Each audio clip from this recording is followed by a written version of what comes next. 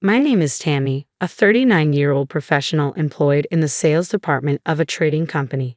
From my college days, I've been drawn to leadership roles, adept at rallying people together. Presently, I oversee a team of subordinates, rivaling the seasoned male counterparts in sales achievements. I take immense pride in the unwavering support I receive from my female colleagues, bolstering my role as a dependable manager. Yet, returning home to my apartment after a taxing day, I find no one awaiting my arrival. Having parted ways with my husband of 17 years and chosen to live separately from my 15-year-old daughter, I now dwell in a freshly rented apartment, surrounded by yet-to-be unpacked boxes. Despite the chaos, I harbor no regrets. This marks the commencement of a fresh chapter in my life. Let me delve into why I've embarked on this new journey. In the past, I resided in an apartment alongside my husband, Bob, and our daughter, Rebecca. Bob, a former college classmate turned spouse, and I tied the knot after reconnecting post-graduation and dating for 2 years. Initially employed in the sales department of a printing company, Bob transitioned into a self-employed web designer, operating from the comforts of our home. Our daughter, Rebecca, is currently navigating her way through 8th grade. The initial warning came in the form of a shift in Rebecca's demeanor. I asked for the moisturizing cream, Dad. Oh, my bad, sweetie. I completely forgot. I'll pick it up tomorrow after work, I promise. You're so useless. Can't you do anything right? Rebecca began casting colder glances my way, her words growing sharper with each passing day. Initially, I attributed it to her teenage years, dismissing it as a phase. Dad, want to catch a movie with me on your day off? Sure thing, kiddo. What's showing? Previously, Bob would always include me in such plans, but now it seemed he had no reservations about excluding me. Hey, can I have some money? We're going to the movies this weekend, remember? $300 should cover it. $300. Seems a bit steep. Can't you just use your debit card? Just get it done. I'll need cash for shopping and dining out too. Gradually, even Bob's treatment of me soared. Our interactions dwindled, leaving me feeling increasingly isolated. Then came that Sunday, a day etched in memory, when both Bob and Rebecca voiced their dissatisfaction with the breakfast I prepared. What's this? I've told you I want my eggs over easy. Get it right. And this soup is terrible. I've mentioned my dislike for mushrooms countless times, but you still include them. Can't you say something to her, Bob? Why should I? You can't even follow simple instructions. You're the adult here. The chill in their words left me unsettled. Something wasn't right. I needed answers. But by the time I realized it, it was too late. One week, upon discovering Bob's intention to venture out, I resolved to discreetly trail him. Bob's typical routine revolved around his home-based work. There were no scheduled appointments at the barber or the doctor. So why this sudden outing? Suspicion gnawed at me. Regrettably, my suspicions were confirmed. In the cafe awaited a young woman, a woman in her 20s, possessing a striking physique. As they departed the establishment, arm in arm, my head spun, rendering me unable to pursue them. The dreaded day I had long feared had arrived. My apprehensions stemmed from a lack of confidence in my own appearance. I always harbored the fear that Bob might stray due to my perceived shortcomings in looks. While Bob exuded undeniable handsomeness, I often questioned why he had chosen me. Subsequently, I enlisted the services of a private investigator to delve into Bob's relationship with the woman. Your husband's paramour is a 26-year-old named Sofia Garcia, employed at a cosmetic surgery clinic. Among the photographic evidence presented by the detective, some were too explicit for me to bear directly. They depicted open displays of affection, hotel entrances, and disturbingly, there were images featuring a certain third party. And here's another. This one shows the three of them, including Rebecca. What could this possibly mean? So, it seems your daughter is involved as well. It appears that your husband's relationship with Sofia has the approval of Rebecca. I was speechless. A profound sense of isolation and abandonment washed over me. What had I done to deserve this? Suppressing the urge to cry, I mustered the strength to request the detective to also record conversations between Bob and Rebecca. Several times each month, they would coax money from me for their movie outings and shopping sprees. I was convinced that amidst their casual conversations, there must be indisputable evidence. Days later, as I listened to the audio recording provided by the detective, I was rendered speechless. She's so annoying. Can't even do the simplest things right, then tries to act like she's your mom. Why don't you just leave her? Sophia's been waiting patiently, hasn't she? Speaking of which, Rebecca, I think it's too early to talk about divorce. That's ridiculous. Sophia's been waiting, hasn't she? I discussed it with Sophia. I can't stand being around that ugly woman. Same here, but she's the one bringing in more money. So, you understand, right? Is that a yes? I wasn't sure. Yeah, that's the plan. If I rush into a divorce, I'll lose access to that money. We need to proceed cautiously, withdraw as much as we can, then let Sophia move in. Exactly. I'll need to gauge if Sophia can handle that lifestyle, and if not, I'll have to persuade her. But I think she'll be fine. She's so accommodating. Beautiful women just have a different way about them, you know? Yeah, I get it. I regret it deeply. Marrying that unattractive woman was the biggest mistake of my life. That evening, beneath the scalding spray of the shower, tears streamed down my face. I wept until there were no more tears left to shed, and in that moment, I resolved to take action.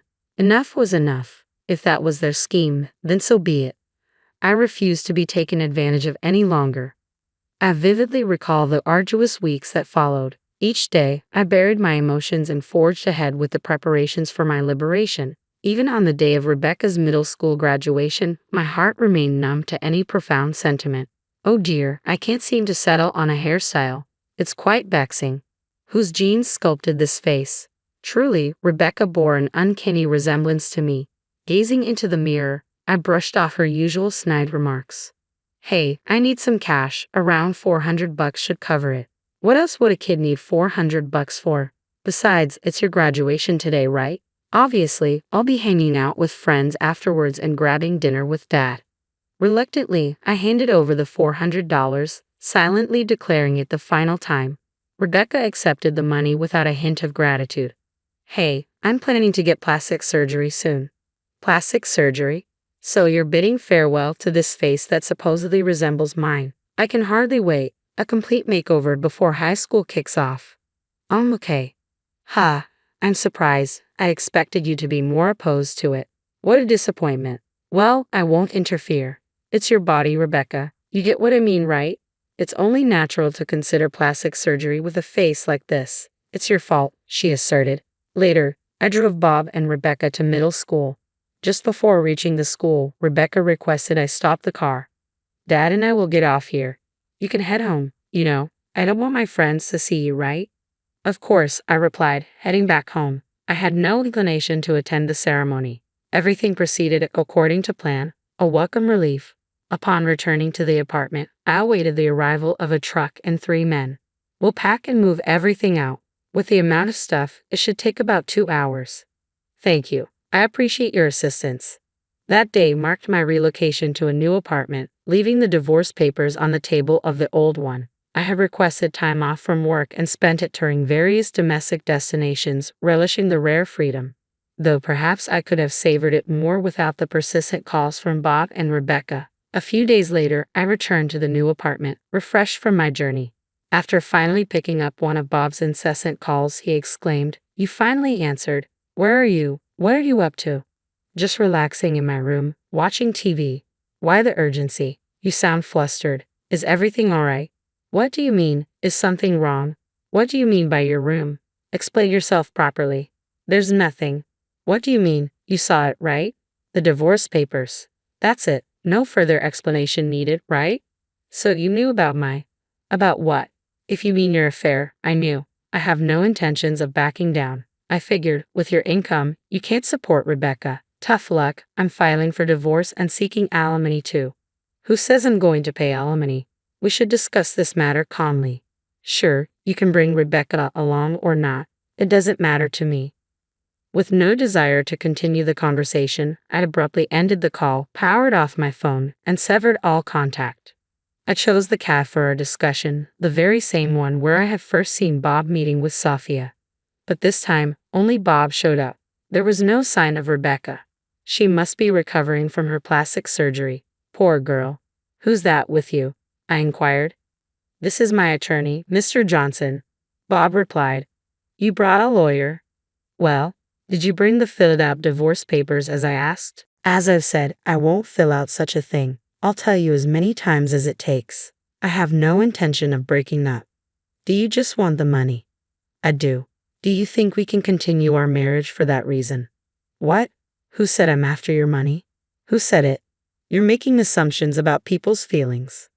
I nodded at Mr. Johnson, who then took out his smartphone and calmly pressed play. What ensued was a conversation between Bob and Rebecca from that day. Bob's complexion turned ashen instantly. It's quite an experience to hear your own derogatory remarks played back to you. I don't want to breathe the same air as that ugly woman. If I carelessly break up with her, I won't be able to use the money. Bob's voice echoed through the cafe. No matter how many times I hear those words, they pierce straight through my heart. Knowing that this is his true sentiment sends shivers down my spine. A recording?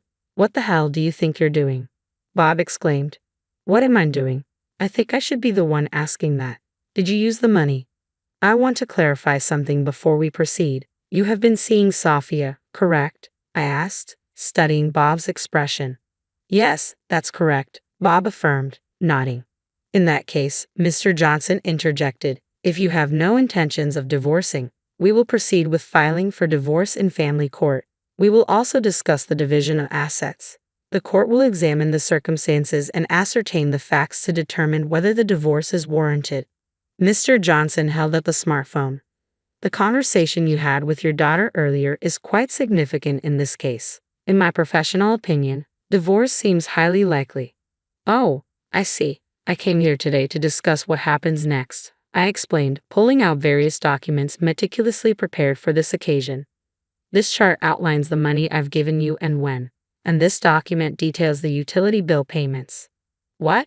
What's all this for? Bob demanded, clearly taken aback. And here's a record of withdrawals from our joint account, I continued, presenting another document. Rebecca's surgery incurred significant expenses, didn't it?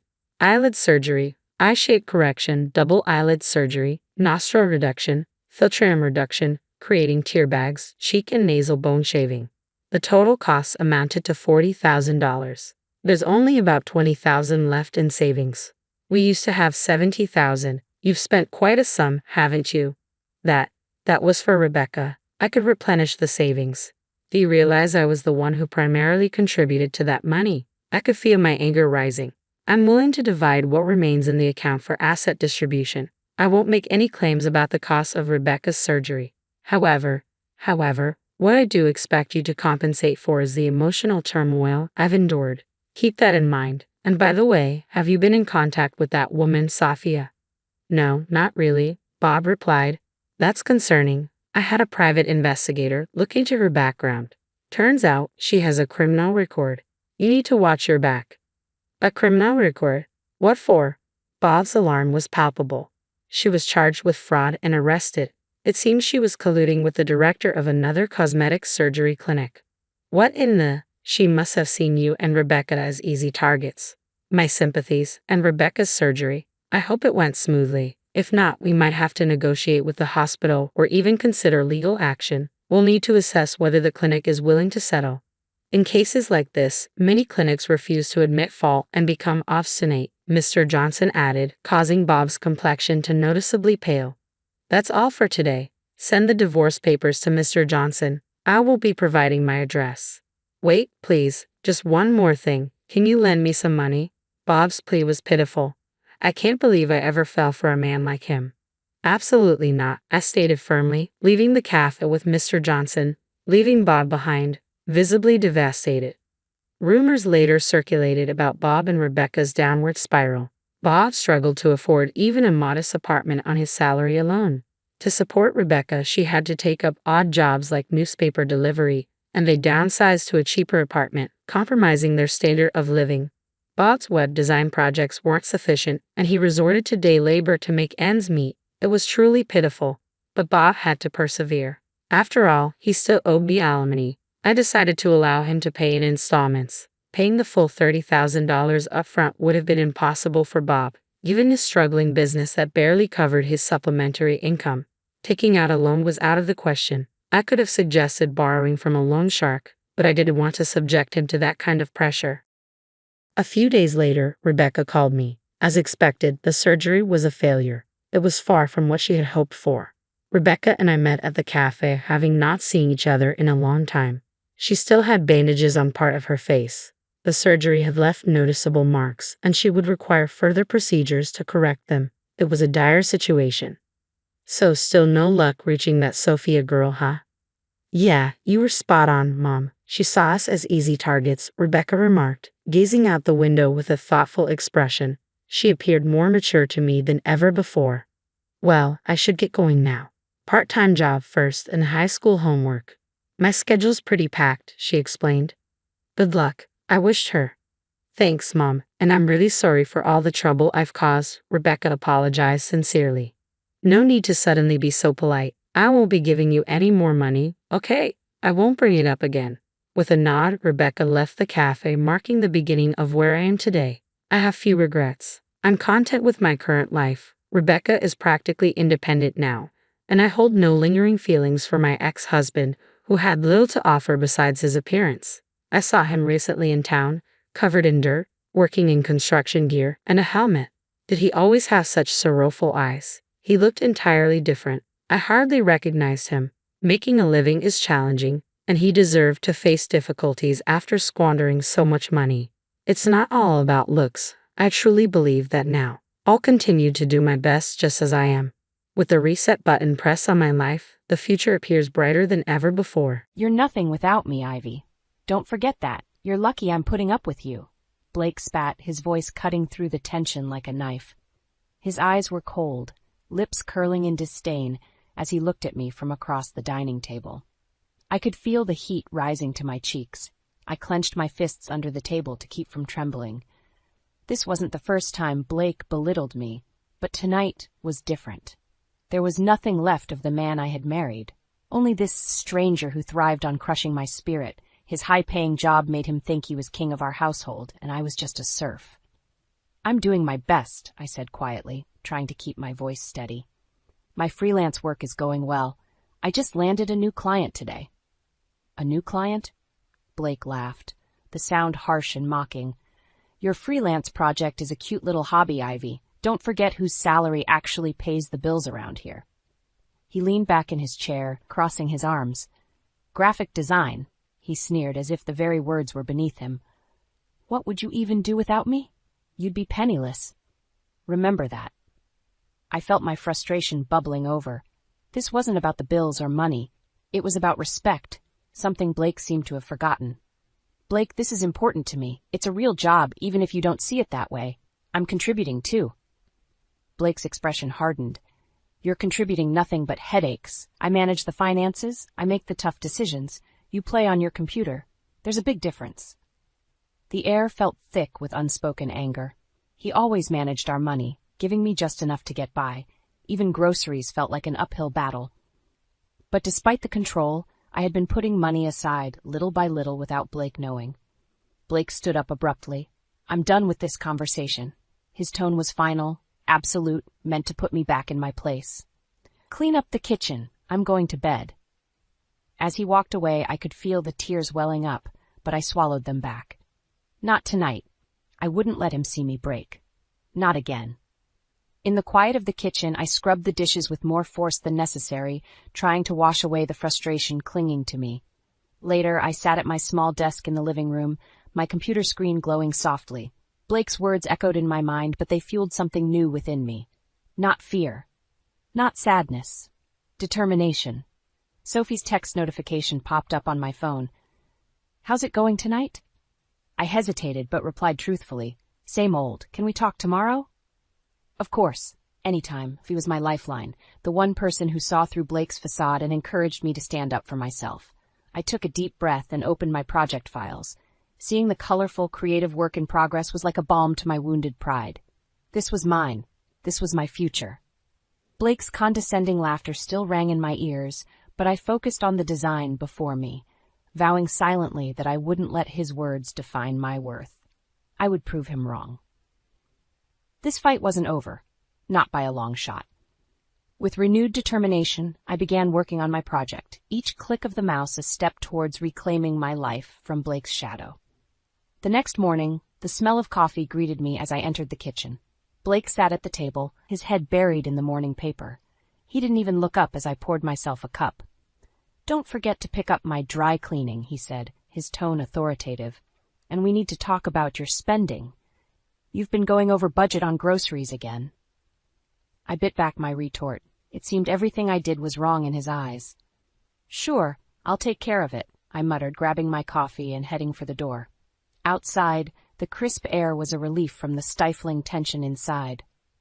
I made my way to Sophie's place across the street, grateful for the brief escape. She opened the door almost immediately, a concerned look on her face. "Morning, Ivy. You okay?" Sophie asked, ushering me inside. I sank into her comfy couch, finally able to breathe. "Same old," I said, shrugging. "Blake had another meltdown over money this morning." Sophie shook her head, handing me a steaming mug of tea. "You deserve better than this, Ivy. You're talented and hardworking. Have you thought about setting up a separate account? Something he can't touch?" A glimmer of hope sparked inside me. "Actually, I already have one. I've been saving what I can from my freelance earnings. It's not much, but it's something." Sophie's eyes lit up. "See? You're already making moves. Just keep building on that. You need to be ready for anything." I nodded, feeling a renewed sense of determination. "Thanks, Sophie. I don't know what I'd do without you." She gripped my hand reassuringly. "You're stronger than you think, Ivy. Just keep pushing forward." Back home, I sat at my computer, diving into work. The project flowed effortlessly, my client's excitement contagious. But it wasn't long before Blake's looming presence interrupted my focus. "Ivy, come here," he barked from the living room. I hurried over, feeling my stomach knot. Blake was standing, arms crossed. "I looked through our finances. We're tight this month. You've been spending too much again." "That's not fair," I replied, trying to keep my voice calm. "Prices have gone up. I'm doing the best I can with what you give me." His eyes flashed with anger. "You always have an excuse that maybe if you focused less on your art and more on running this household, we wouldn't have these problems." I said nothing, my jaw clenched tight. Any response would only escalate the situation. Blake sighed in exasperation. "Just be more careful, okay? I'm tired of having this conversation." I nodded, turning away before he could see the tears threatening to spill over. Back at my desk, I forced myself to focus on my work again, using the creative process as a sanctuary from his relentless criticism. Later, as I stepped out to run errands, I found myself crossing paths with Vanessa, Blake's colleague. She flashed me a polite smile, seemingly unaware of the storm brewing in my marriage. Little did she know, she was part of it. At the grocery store, I carefully budgeted with the meager amount Blake allowed. The cashier's sympathetic smile felt like a small comfort in a sea of frustration. As I loaded the bags into my car, my phone buzzed. Another client inquiry. Small victories, I thought, starting the engine and heading home. The day passed in the same tense rhythm. By nightfall, the house was silent, Blake already asleep. I stood at the window, looking out at the darkened street. Sophie's encouraging words echoed in my mind. Just keep pushing forward. Taking a deep breath, I returned to my desk, immersing myself in my work. I was building something that was mine and mine alone, steadily chipping away at the chains Blake had wrapped around my life. This was just the beginning. "Can you please make sure dinner is ready by 6?" Blake called out from the living room, his voice dripping with entitlement. I took a deep breath, pausing my work to answer him. "Sure, Blake. I'll start cooking in a bit." "Better be on time this time," he muttered, barely loud enough to hear. I gritted my teeth, pushing down the surge of irritation. Later at Sophie's place, I shared my struggle with her. "I can't keep living like this. He's relentless, Sophie." "Why don't you take on more freelance projects?" she suggested over a cup of coffee. "Save more money. Build a safety net." I nodded, the idea growing roots in my mind. I'm already taking as many as I can handle without him noticing. But you're right. I need more. "Sophie," I leaned closer. "There's something else. I think Blake's having an affair." Her eyes widened. "Are you sure?" "Not yet," I admitted. "But I found a hotel receipt in his jacket. I need more evidence." Sophie squeezed my hand. "Be careful, Ivy, but you deserve to know the truth." Back at home, I waited for Blake to leave for work the next morning. As soon as he was out the door, I rummaged through his things, finding nothing substantial. Frustrated, I decided to bide my time, watching for more clues. Days later, I found what I was looking for. Another receipt, this time from an expensive restaurant, slipped from his briefcase. My heart sank, but I kept my face neutral. That night, I didn't say a word about it. Instead, I focused on work and took on more projects, each completed job bringing me a bit closer to independence. My secret savings grew steadily, despite Blake's constant attempts to undermine my confidence. About a week later, an opportunity presented itself. Blake was called out on a late-night work emergency. Realizing my chance, I searched through his jacket pockets again, finding a forgotten note with Vanessa's name and phone number. I snapped a picture of it with my phone, my suspicions solidifying into certainty. That weekend, Blake announced he had a late meeting with a client. "Don't wait up," he said, grabbing his keys. The air was thick with unspoken tension. I watched him walk out, a mixture of anger and resolve bubbling inside me. I waited half an hour before making a call to the hotel he had visited. "Hello, I'm looking for Blake Parker's room," I said, masking my voice's tremble. "Blake Parker is staying in room 204? The receptionist confirmed cheerfully. There it was, the confirmation I dreaded and yet needed to hear. As I hung up, my phone buzzed with a message from Sophie. "You okay? Do you need anything?" "I'm good, thanks," I replied, the weight of my discovery pressing down on me. Blake returned late, reeking of guilt and expensive cologne. I bit back the urge to confront him, knowing I needed to be strategic. Patience would serve me better now. Instead, I continued my routine, recording his verbal abuse and keeping track of every shifty move. My carefully curated evidence grew piece by piece. One final straw would snap the fragile thread of my tolerance. At Sophie's suggestion, I began networking more aggressively, boosting my freelance profile. I dove into my work with renewed energy, each completed project a symbol of my found strength. The pieces were falling into place. Blake's arrogance blinded him to the gradual shift in our dynamic. I was no longer trapped. I was preparing to break free, and when the time came, there would be no turning back. I sat across from Sophie, a pile of design mock-ups between us. "These are looking fantastic, Ivy," she said, flipping through the pages. "You think you can take on more clients?" I nodded, determined. "Definitely. I need as many projects as I can get." "Good," Sophie said, smiling. "Let's get you connected with some of my contacts." They're always looking for quality designers. Over the next few weeks, Sophie and I worked tirelessly to enhance my portfolio and network with new clients. Every small success was a victory, boosting my confidence. My savings grew steadily as Blake remained blissfully unaware of my plans. One night, as I worked late on a project, Blake hovered behind me, watching silently.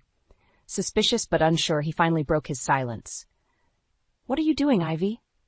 "Just finishing a freelance project," I replied calmly, keeping my eyes on the screen. Blake scoffed. "You and these little projects, make sure you're not neglecting your responsibilities around here." "I'm not," I said firmly. "This work is important to me." He sighed, shaking his head. "Just don't let it interfere with the household. You need to prioritize better." Tension cranked up a notch, but I continued undeterred, knowing I was building towards something bigger. Meanwhile, Blake's behavior grew more erratic. He constantly checked on me, his suspicion fueling a toxic atmosphere at home. One evening, after a particularly heated argument over money, I knew I had to act faster. "Sophie, I need your help," I said, my voice shaky as I explained the latest confrontation. "We'll get you through this, Ivy," she reassured, holding my hand. "Focus on gathering all the evidence you need. I'll help you however I can."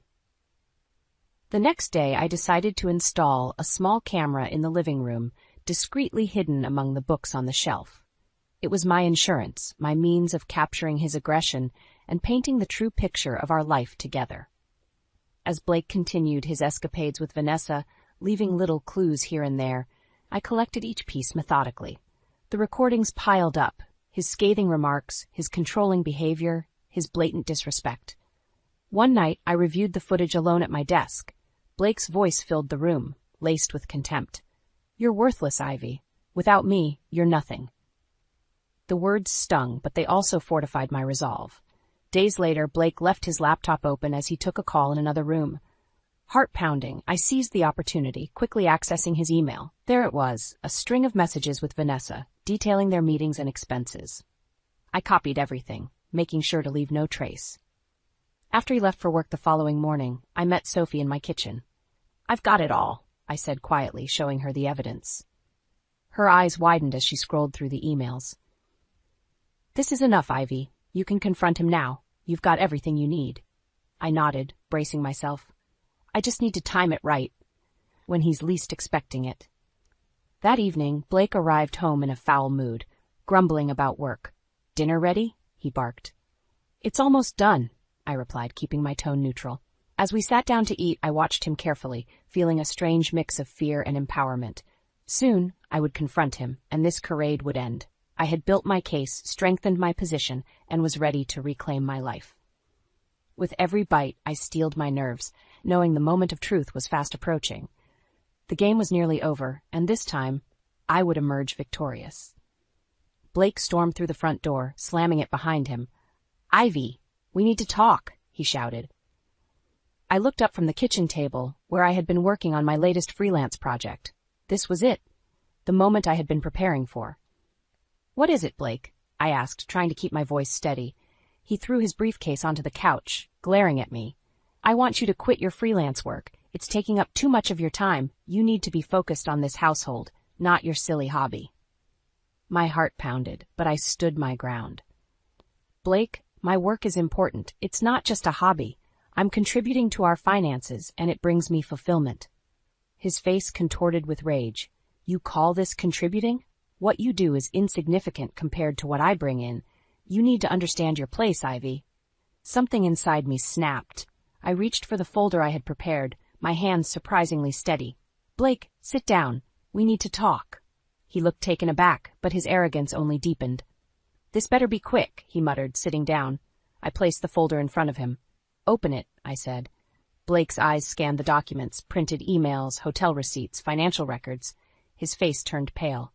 "What is this?" he growled, trying to cover his shock. "This," I said calmly, "is proof of your infidelity and mismanagement of our finances.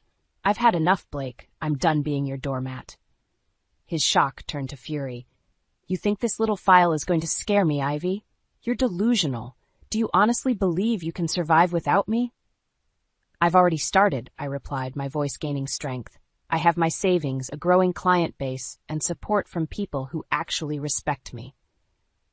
Blake's eyes narrowed, and he stood up abruptly, leaning over the table. "You think you can just walk away from this marriage? I'll make sure you get nothing.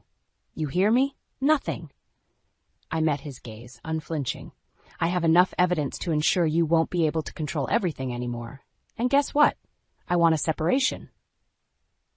He scoffed, shaking his head. "Fine, Ivy. You want a separation? Good luck. You'll come crawling back once you realize you can't handle the real world."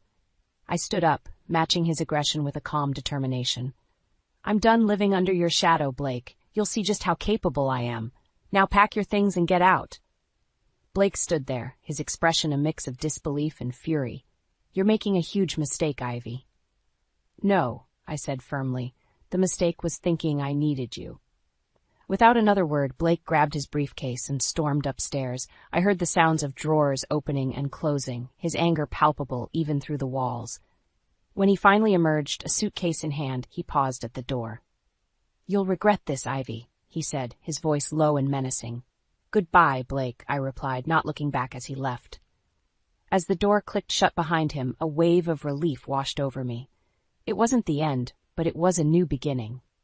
I walked to the window, taking in the quiet street outside, feeling a sense of calm I hadn't felt in years. It was time to rebuild, and for the first time in a long time, I felt free. Blake moved out that evening. At first, he seemed confident, as if certain he could manipulate me into taking him back. But as days turned into weeks, reality began to set in.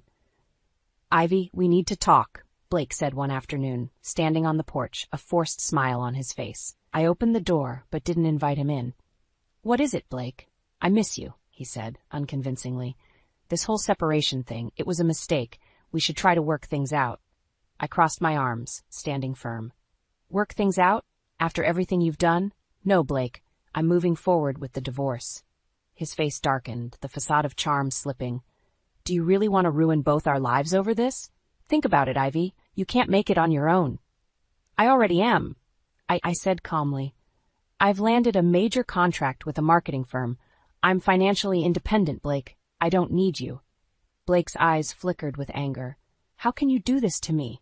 You think you can just erase me from your life? You brought this on yourself, I replied. Now, if there's nothing else, I'd appreciate it if you left. Blake stormed off, muttering curses under his breath. I watched him go, feeling a strange mix of pity and satisfaction. He was starting to realize he had lost control. A few days later, I received a call from a mutual friend, Lisa. Ivy, have you heard? Blake's affair with Vanessa. Everyone at his office knows. It's causing quite a stir. Really? I said, unable to hide my satisfaction.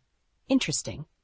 It's all over the place, Lisa continued. Apparently, Blake tried to blame you for his stress at home, but no one's buying it. His reputation is in shambles. I thanked Lisa and hung up, sitting back with a sense of vindication. Blake's world was crumbling, and he had no one to blame but himself. A week later, Blake showed up again, but this time his demeanor was different. Desperate. Ivy, wait, he called out as I was heading to my car. What do you want, Blake? I said, not stopping. I am sorry, he stammered. I was wrong. Please, can we talk? I turned to face him. Talk about what? You've shown your true colors. I'll quit my job. I'll do anything. Just give me another chance. He looked pathetic, a shadow of the man who once tried to dominate my life. I shook my head slowly. It's too late for that, Blake. You need to face the consequences of your actions. As I drove away, I felt lighter. Blake's downfall was his own doing, and he was finally reaping what he had sown. The next few weeks saw Blake's life unravel further. Vanessa left him for another colleague, someone with better prospects. The scandal at his workplace grew, leading to his termination. Friends distanced themselves, unwilling to associate with a sinking ship. Meanwhile, my freelance business thrived. The major contract I had mentioned to Blake was just the beginning. New clients poured in, drawn by the quality and dedication I put into every project. My confidence soared, and my financial independence was solidified. I finalized the divorce, gaining significant compensation from Blake. He was left with a tarnished career and a bleak personal life. The irony wasn't lost on me. His arrogance had led him to this point. One evening, as I sat in my newly decorated living room, I received a text from Sophie. Celebration dinner tomorrow? You've earned it.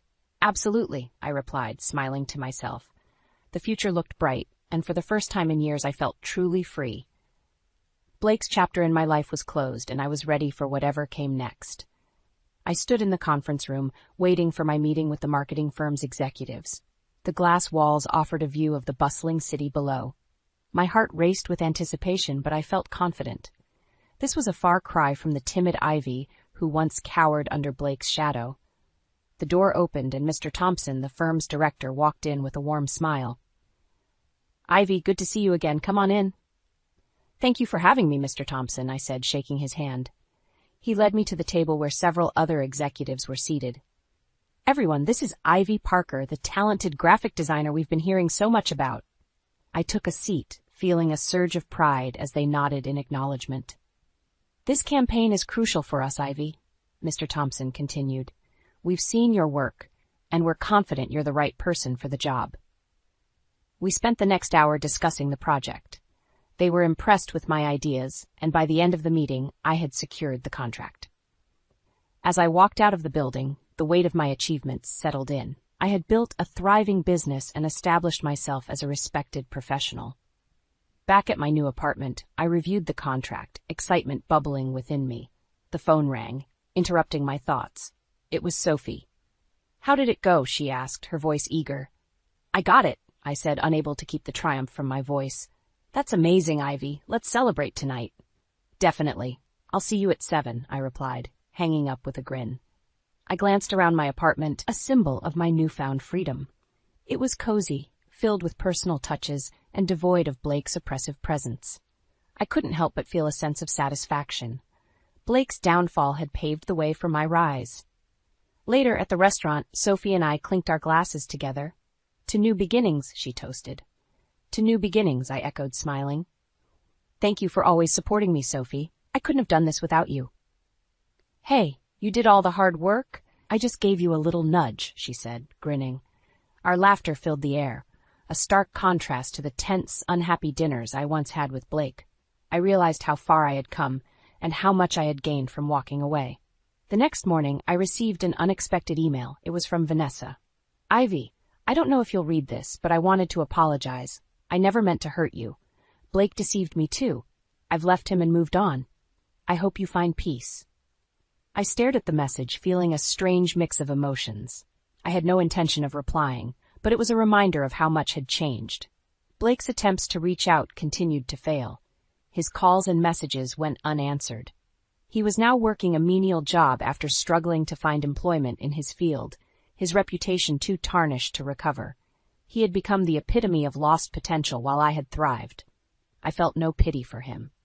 This was his karma, the consequence of his arrogance and betrayal. He had underestimated me, and now he was living with the results.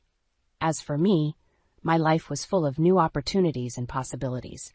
I had not only survived, but flourished. The future was mine to shape, free from the shadows of my past. That evening, as I sat on my balcony, watching the city lights, I felt a deep sense of contentment. The journey had been tough, but it had made me stronger.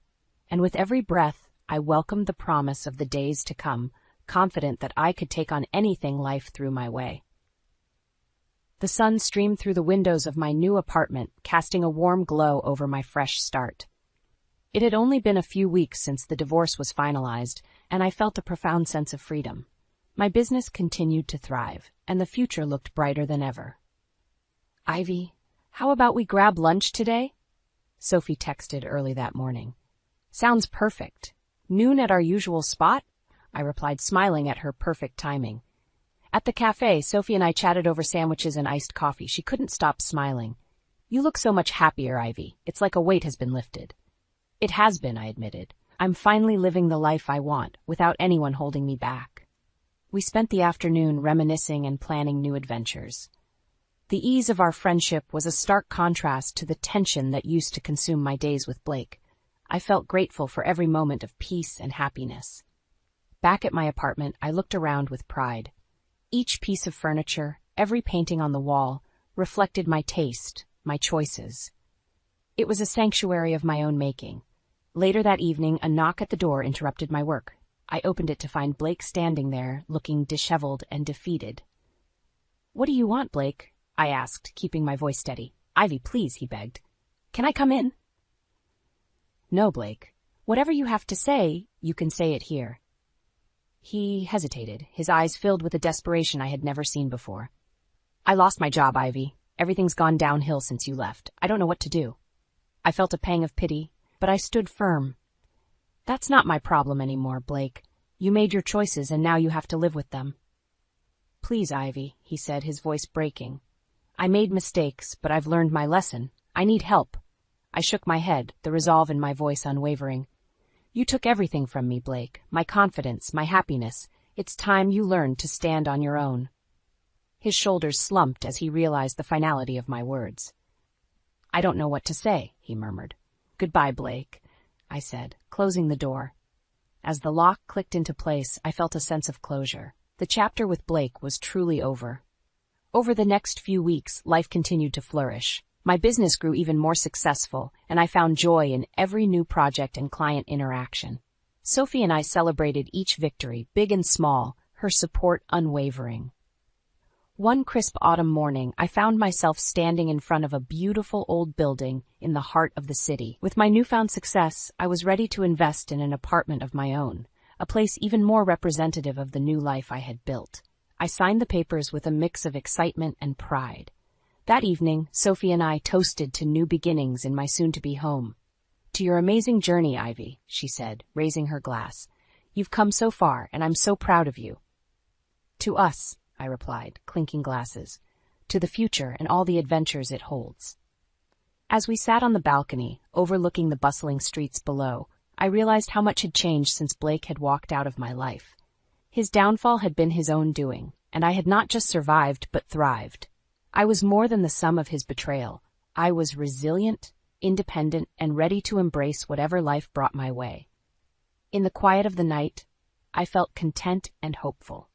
The journey had been long and challenging, but every step had led me here, to a place of peace and newfound strength. The future was mine to write, and it brimmed with endless possibilities. "I've decided that my mother will be moving in with us next week," Kevin declared, his eyes locking onto mine. I nearly choked on my coffee. "Excuse me? Without discussing it with me?" "We can't have her here," I rebutted, my voice trembling with a mix of shock and anger. Kevin leaned back, unfazed by my reaction. "It's not up for discussion, Jenna. Mom's been through a lot since Dad passed, and she needs our support." My heart raced as I processed his words. Elaine, Kevin's overbearing mother, moving in? The mere thought sent shivers down my spine. "But this is our home, Kevin. We should have talked about this first." He scoffed, dismissing my concerns with a wave of his hand. "Don't be dramatic. It's just temporary until she gets back on her feet." I bit my tongue, knowing from experience that arguing further would be futile. Kevin had made up his mind, and my opinion didn't matter. Still, I couldn't shake the sinking feeling that this would be the beginning of a nightmare. As the days ticked by, the knot in my stomach tightened. I thought back to when Kevin and I first met, how charming and attentive he was. But over the years, that spark had faded, replaced by a growing indifference and a prioritization of his own needs over our relationship. The morning of Elaine's arrival, I braced myself. But nothing could have prepared me for the chaos that ensued. Movers poured in, hauling not just a few suitcases, but an entire household's worth of belongings. "What's all this?" I asked, my voice barely audible over the commotion. Elaine swept in, her presence as domineering as ever. "Well, dear, I couldn't possibly leave my precious belongings behind. This is just temporary, after all." I shot Kevin a pleading look, but he simply shrugged, already retreating into his usual detached state. As the movers began rearranging our living room to accommodate Elaine's furniture, I knew my life as I knew it was over. That evening, I called Megan, my best friend and confidant. Tears streamed down my face as I poured out my frustrations, feeling more alone than ever in my own home. "I don't know what to do, Meg," I confessed. "It's like Kevin doesn't even see me anymore. And now, with his mother here, I feel like an outsider." Megan's soothing voice offered little comfort. "You have to stand your ground, Jen. This is your home too, and you can't let them walk all over you." But as the days turned into weeks, Elaine's presence became increasingly suffocating. She took over my kitchen, rearranged my carefully curated decor, and inserted herself into every aspect of our lives. Meanwhile, Kevin's emotional distance grew, and he started spending more and more time away from home, leaving me to fend for myself against his mother's intrusions. With each passing day, Elaine's presence grew more oppressive, her tentacles snaking into every nook and cranny of our once peaceful home.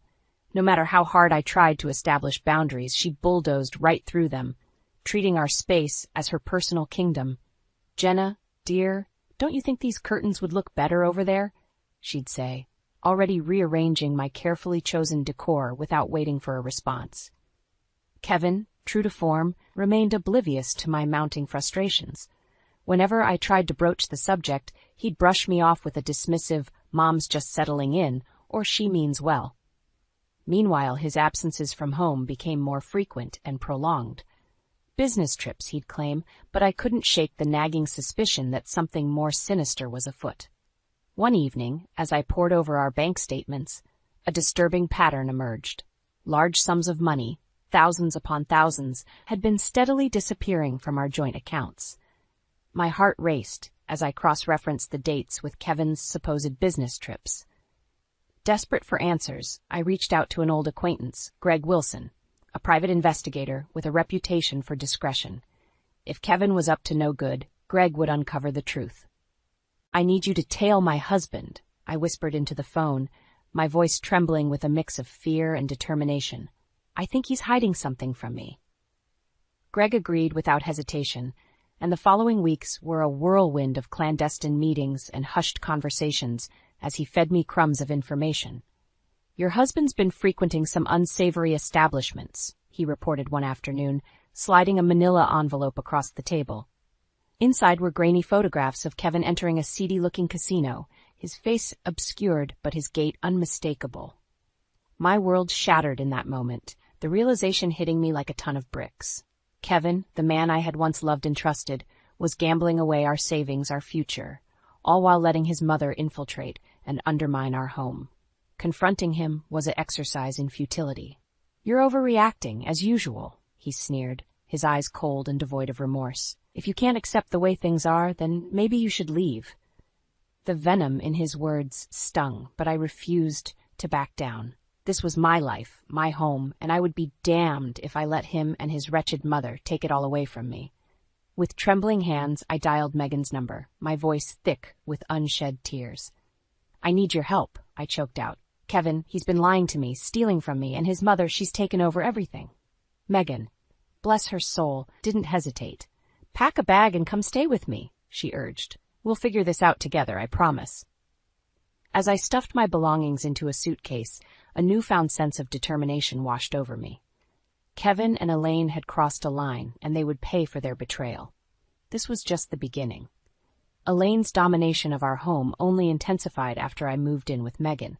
Like a malignant tumor, she metastasized into every corner, leaving no space untouched by her overbearing presence. "That woman has no boundaries," Megan fumed as I recounted the latest indignity. Elaine had redecorated our bedroom without permission, tossing out cherished mementos in favor of her gaudy knickknacks. I could only nod, the lump in my throat threatening to choke me. Kevin's betrayal cut deeper than any wound, but it was his mother's insidious meddling that twisted the knife. With each passing day, Kevin grew more distant, his visits to the house growing increasingly rare. When he did show up, it was like a ghost drifting through, offering little more than a cursory greeting before disappearing into the night. "Working late," he'd mumble, his eyes downcast, unable to meet my gaze. I knew better. Greg's surveillance had painted a clear picture. Kevin was frittering away our hard-earned savings at underground gambling dens, chasing a thrill that no amount of money could satisfy. Desperate to stem the bleeding, I took matters into my own hands. I changed the locks, froze our joint accounts, and even went so far as to cancel Kevin's credit cards. Anything to halt his reckless spending before he bled us dry. Elaine, of course, was apoplectic. "How dare you?" she shrieked, her voice shrill enough to shatter glass. "This is my son's home, and you have no right." For once, I stood my ground, emboldened by the knowledge that I held the moral high ground. "Your son has been lying and stealing from me," I spat back, my words laced with venom. "If he wants back in, he'll have to earn it." Kevin's response was predictable, a flurry of anger and denial, punctuated by the occasional guilt trip. "You're overreacting as always," he sneered. "If you loved me, you'd trust me." But I was done being manipulated. With Megan's unwavering support, I dug in my heels, determined to uncover the full extent of his misdeeds. It was a war of attrition, with Elaine and Kevin launching salvo after salvo of emotional and psychological attacks. But I was no longer the meek, deferential wife they thought they knew. This was my life, my home, and I would fight tooth and nail to protect it. Each night, as I lay awake in Megan's spare room, my mind raced with possibilities. How far had Kevin's deception gone? What other secrets lurked beneath the surface? And, perhaps most pressing of all, how could I make them pay for their betrayal? Revenge, once a fleeting thought, had now taken root, a burning ember that I stoked with each fresh indignity. Kevin and Elaine had awoken a fury within me, and by God, they would reap the whirlwind. As the weeks dragged on, my suspicions about Kevin's financial misdeeds only deepened. Despite my efforts to cut off his access to funds, he always seemed to have a steady stream of cash flowing in, money that couldn't be explained by his legitimate income alone. It was Megan who first pointed out the discrepancies. "Look at this," she said, her brow furrowed as she pored over the bank statements I'd managed to obtain. "These deposits don't add up. There's no way he could be earning this much from his job alone." My heart sank as the realization hit me. Kevin was up to something far more nefarious than mere gambling. He was embezzling, siphoning off money from who knows where to fund his vices and Elaine's extravagant lifestyle. With Megan's help, I dug deeper, combing through financial records and piecing together a paper trail that painted an increasingly damning picture. Kevin had been skimming funds from his company's accounts, using his position as a trusted manager to cover his tracks. The evidence was mounting, but I needed more. I needed irrefutable proof, something that would hold up in court and ensure that Kevin and his wretched mother couldn't weasel their way out of facing the consequences. That's when I turned to Greg again. "I need you to follow the money trail," I instructed, my voice steely with determination. "Whatever it takes, we need to know where these funds are coming from and where they're going." Greg didn't disappoint. Through a combination of surveillance and good old-fashioned gumshoe work, he uncovered a web of deceit so intricate, so meticulously constructed, that it left me reeling. Kevin, it seemed, had been running a complex embezzlement scheme for years, funneling money into offshore accounts and using shell corporations to launder the ill-gotten gains. And at the center of it all was Elaine, the puppet master pulling the strings, using her son's greed and her own manipulative ways to bankroll their lavish lifestyle. As the pieces fell into place, a white-hot fury burned within me. These people, the ones who were supposed to be my family, had betrayed me in the most despicable way imaginable. They had stolen from me, lied to me, and tried to strip me of my dignity and self-worth. But not anymore. Clutching the thick dossier of evidence that Greg had compiled, I steeled myself for the confrontation I knew was coming. Kevin and Elaine thought they had me backed into a corner, but they were about to learn just how wrong they were. When they arrived at Megan's apartment, their usual arrogance was on full display. Elaine swept in first, her nose turned up in disdain, while Kevin trailed behind, his hands shoved deep in his pockets. Well, look who finally decided to grace us with her presence. Elaine sneered, her eyes narrowing as she took in my defiant stance. Kevin, ever the smooth talker, tried a different tack. Jenna, please, let's be reasonable here. This has all been a big misunderstanding. I said nothing, simply tossing the dossier onto the coffee table with a loud thud. Reasonable? You want to talk about being reasonable? I spat, my voice dripping with contempt. How about you explain these? As they leafed through the damning evidence, their smug expressions melted away, replaced by a mixture of fear and outrage. For once, they were the ones left speechless, their carefully constructed lies unraveling before their very eyes. The satisfaction I felt in that moment was overwhelming. Finally, after months of torment and gaslighting, the tables had turned. Kevin and Elaine were the ones backed into a corner, their misdeeds laid bare for all to see, and I was just getting started. The look of stunned disbelief on Kevin and Elaine's faces was almost comical, if the situation hadn't been so deadly serious. As they flipped through the damning evidence, their mouths agape, I could practically see the gears turning in their twisted minds, desperately searching for a way to wriggle out of this mess they'd created. But there would be no escape. Not this time. I had them dead to rights, their web of lies and deceit exposed for all to see. How did you get this? Kevin stammered, his usual smooth demeanor cracking under the weight of the truth. I fixed him with a steely gaze, reveling in his discomfort. Does it matter? The real question is, what are you going to do about it? Elaine, ever the master manipulator, tried a different tack. Jenna, darling, surely we can work something out, she cooed, her voice dripping with false sweetness. This is all just a big misunderstanding. I scoffed, my fury rising like a tidal wave. A misunderstanding? You really expect me to believe that? I spat, gesturing to the damning evidence laid out before us. You've been bleeding me dry for years, living off my hard-earned money while treating me like a doormat in my own home. Kevin's eyes narrowed, his mask of charm melting away to reveal the true monster beneath. Watch your tone, he snarled, his voice low and menacing. You're the one who's been making things difficult, constantly questioning my decisions and undermining my authority. The sheer audacity of his words left me momentarily speechless. Undermining his authority? As if he had any right to wield authority over me, after the way he'd betrayed me time and time again. Megan, bless her soul, stepped in before I could unleash the full force of my fury. I think it's time for you two to leave, she said firmly, her gaze fixed on Kevin and Elaine with barely contained contempt. Elaine opened her mouth to protest, but I cut her off with a sharp gesture. No, let them stay, I said, my voice laced with a cold, calculated anger. I want them to hear this. Taking a deep breath, I laid it all out, every sordid detail, every lie, every act of theft and betrayal. I spared no punches, letting the full weight of their misdeeds crash down upon them like a tidal wave. As I spoke, I could see the smug arrogance slipping from their faces, replaced by a dawning realization that this time they had gone too far.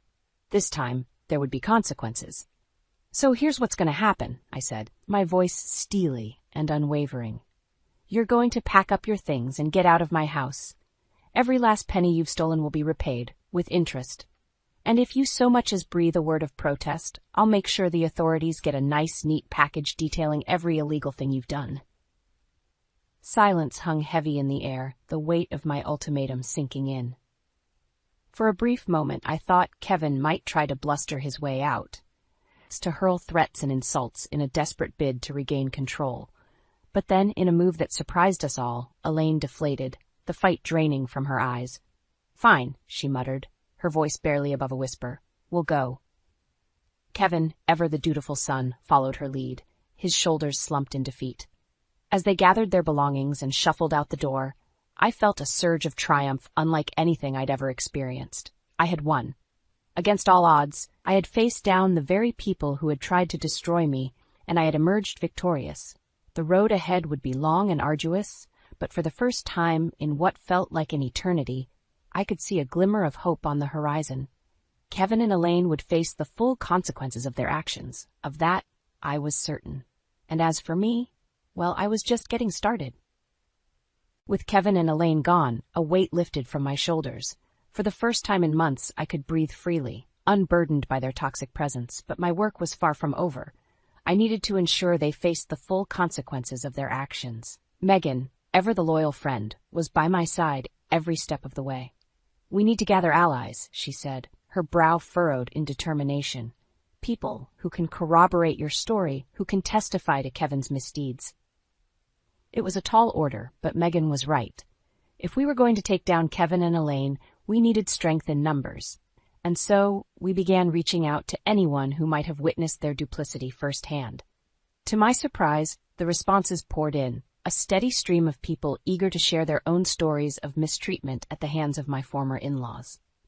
Kevin's coworkers, friends, even distant relatives, all had tales to tell of his arrogance, his greed, and his utter disregard for anyone but himself and his precious mother.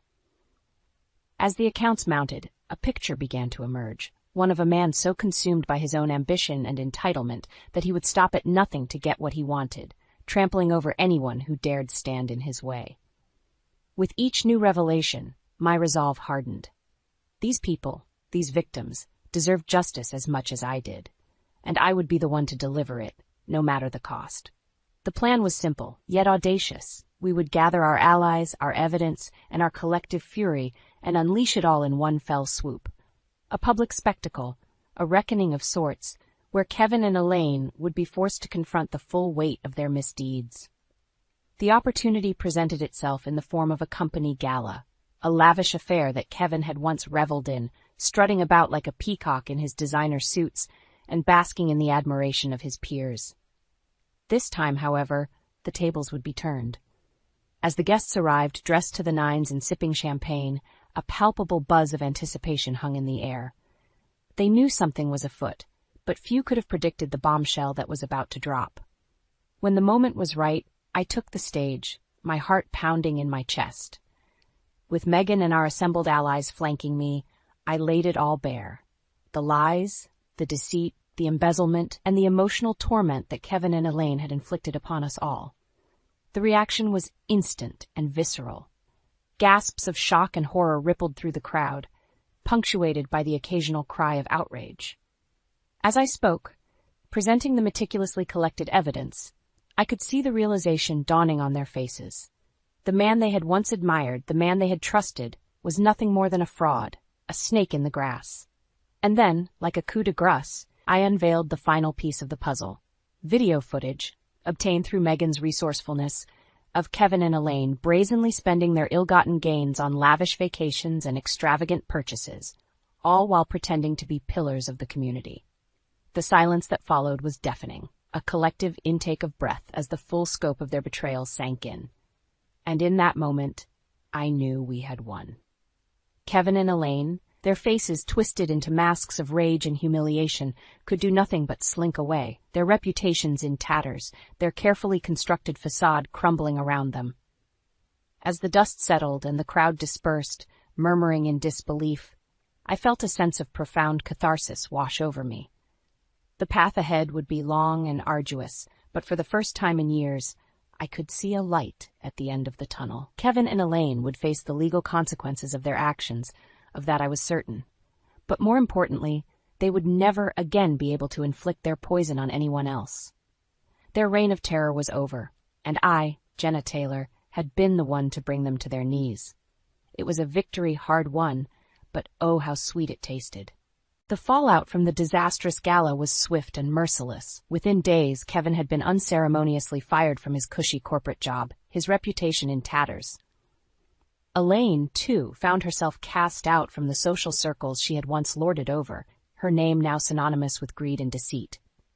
As for me, I watched their downfall with a mixture of satisfaction and grim determination. This was just the beginning. The first step in holding them accountable for the pain and suffering they had inflicted upon me and so many others. With the evidence we had painstakingly gathered, it was only a matter of time before the legal system caught up to them. My lawyer, a bulldog of a woman named Samantha, wasted no time in filing charges for embezzlement, fraud, and a host of other white-collar crimes. "They'll try to wriggle their way out of this, you know," Samantha warned me, her steely gaze fixed on the mountain of documentation before us. "People like them always do. They'll plead ignorance, shift blame, anything to avoid taking responsibility." I nodded grimly, my jaw set. "Then we'll be ready. We'll make sure they can't escape the consequences of their actions, not this time."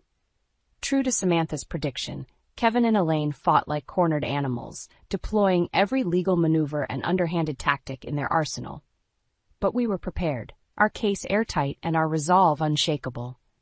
As the legal proceedings dragged on, I took a perverse pleasure in watching their once lavish lifestyle crumble around them. The fancy cars, the designer clothes, the ostentatious jewelry, all of it was slowly stripped away, piece by piece, as their assets were seized and their ill-gotten gains clawed back. Elaine, in particular, seemed to take the loss of her material trappings the hardest. I'll never forget the look of abject horror on her face as the movers carted away her precious antiques and curios, the very things she had prioritized over basic human decency. "You'll pay for this, you ungrateful wretch," she screeched at me, her eyes wild and her perfectly coiffed hair askew. "You've ruined us, destroyed everything we built." I met her vitriol with a steely calm unbowed by her theatrics.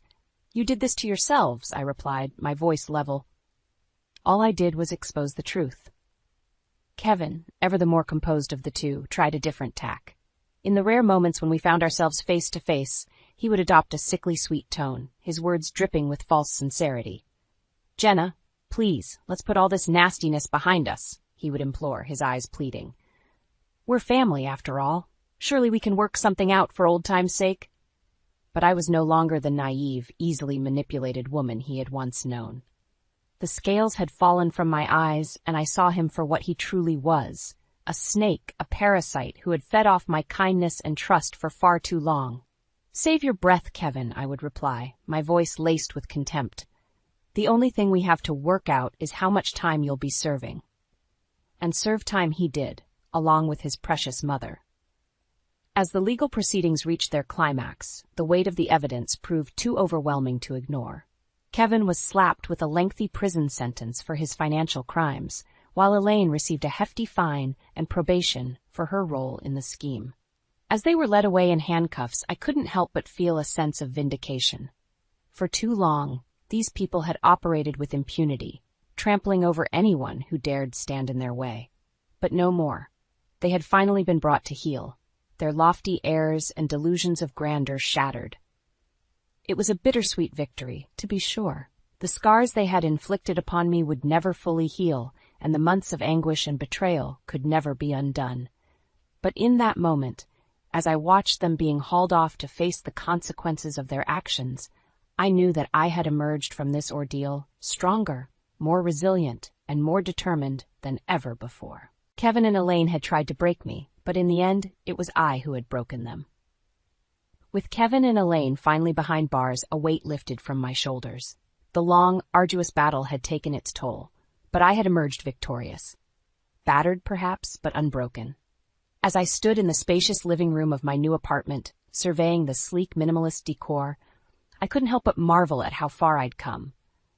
This fresh start, this sanctuary of my own making, was a testament to my resilience, a tangible reminder that I had reclaimed control of my life.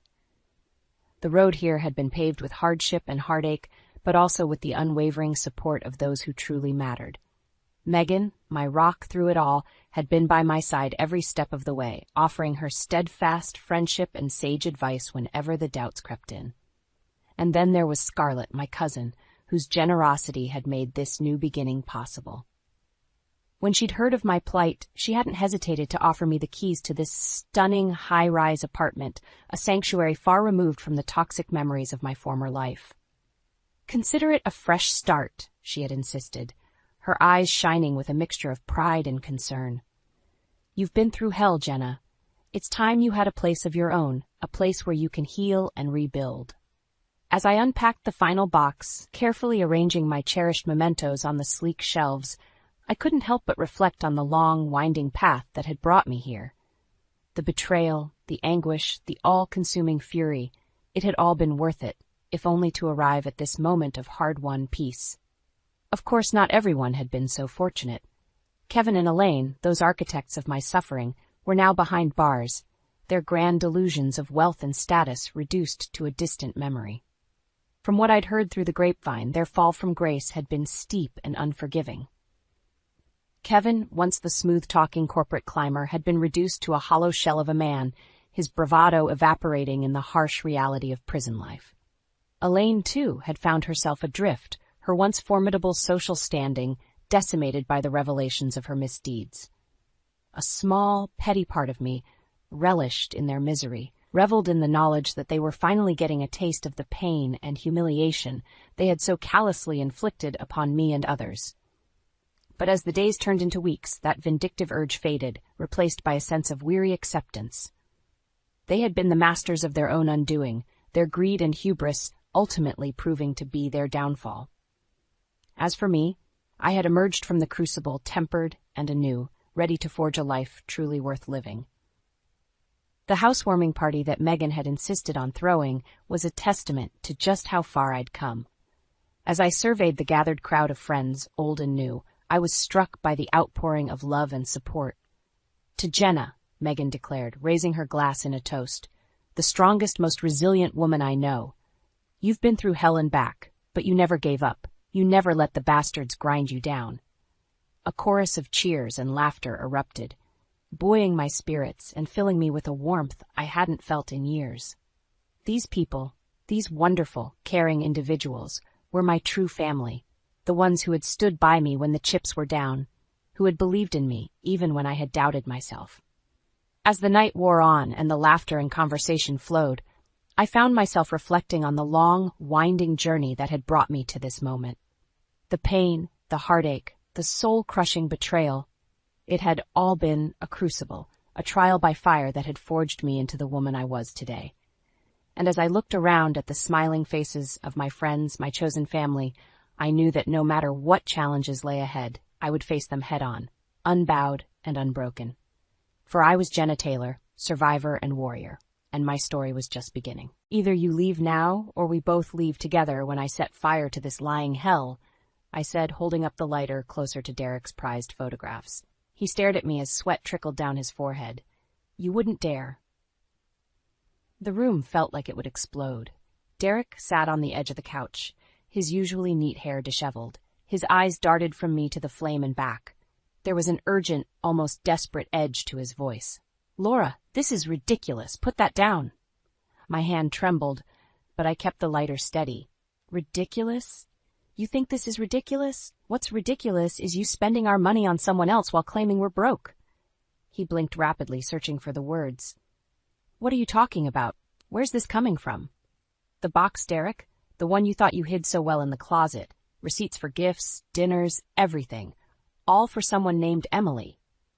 For a moment, Derek was silent.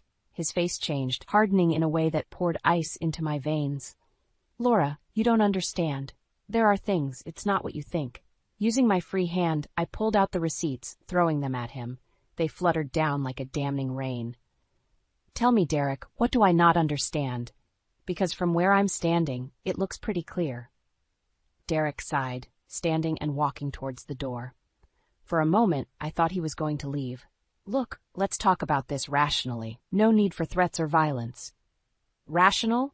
You want rational? I laughed, a harsh sound in the tense room. You've been lying to me for God knows how long, and now you want to talk? He held up his hands as if trying to calm a wild animal. Listen, we can figure this out. Put down the lighter and we can... I cut him off. Or we can what? Pretend everything's fine? Keep lying to each other. I felt my resolve waver and took a deep breath, steadying myself. No, Derek, I'm done pretending. His cool demeanor cracked for a second, showing just a hint of fear. Fine, you're right, I messed up, but can we please talk about this? I lowered the lighter slightly but kept my eyes locked onto his. Talk? Yeah, we'll talk, but not here, not now.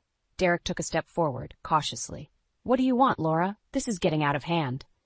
I turned and grabbed my bag, stuffing it with whatever important documents I had tucked away. I want out. For good. And you're going to let me go without a fight. He moved closer, standing just a few feet away. And if I don't, I met his gaze, unblinking, then you'll wish you never met me. There was a silence, thick with unspoken threats and broken promises. Derek exhaled and looked away, defeated. Fine. Just put the lighter down. We'll talk.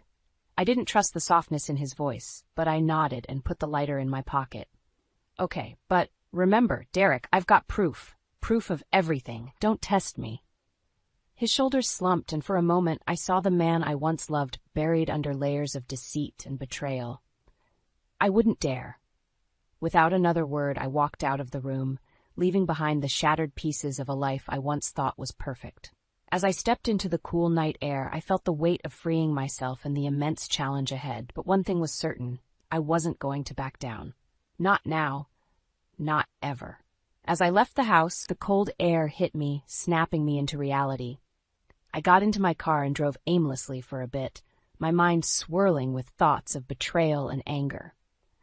I remembered how things used to be, how Derek used to make me laugh, how we used to plan our future together. It felt like a different lifetime. It was late when I pulled up to Sophia's house. I almost didn't want to disrupt her family, but I had no other place to go. I knocked softly, and moments later Sophia opened the door, her eyes widening in surprise. "Laura, what are you doing here?" she asked, concern etched on her face. "I need to talk. Can I come in?" I replied, my voice barely above a whisper. She stepped aside, letting me in. We sat on her couch with the soft hum of the baby monitor in the background. I told her everything, from the hidden receipts to confronting Derek. Her face grew angrier with each detail. "That jerk! I can't believe he did this to you. How long has this been going on?" Sophia's eyes were blazing with protectiveness. "A year, maybe more," I said, feeling the weight of the betrayal more heavily now. "And I think it's been going on since a year into our marriage." Sophia clenched her fists. "You need to get evidence, solid proof. Have you checked his phone, emails, anything?" I sighed. "I found a hidden phone in his office earlier. It's filled with messages to Emily. That's how I know her name." She reached for her phone.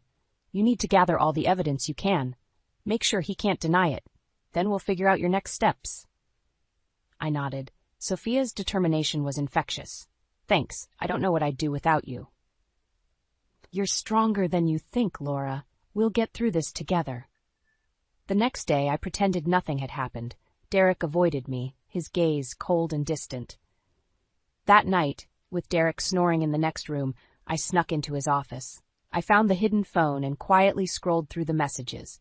They were worse than I'd imagined: romantic getaways, expensive dinners, even plans for a future together. My blood boiled. One message caught my eye. "Can't wait to see you tomorrow at the usual place. XO Emily."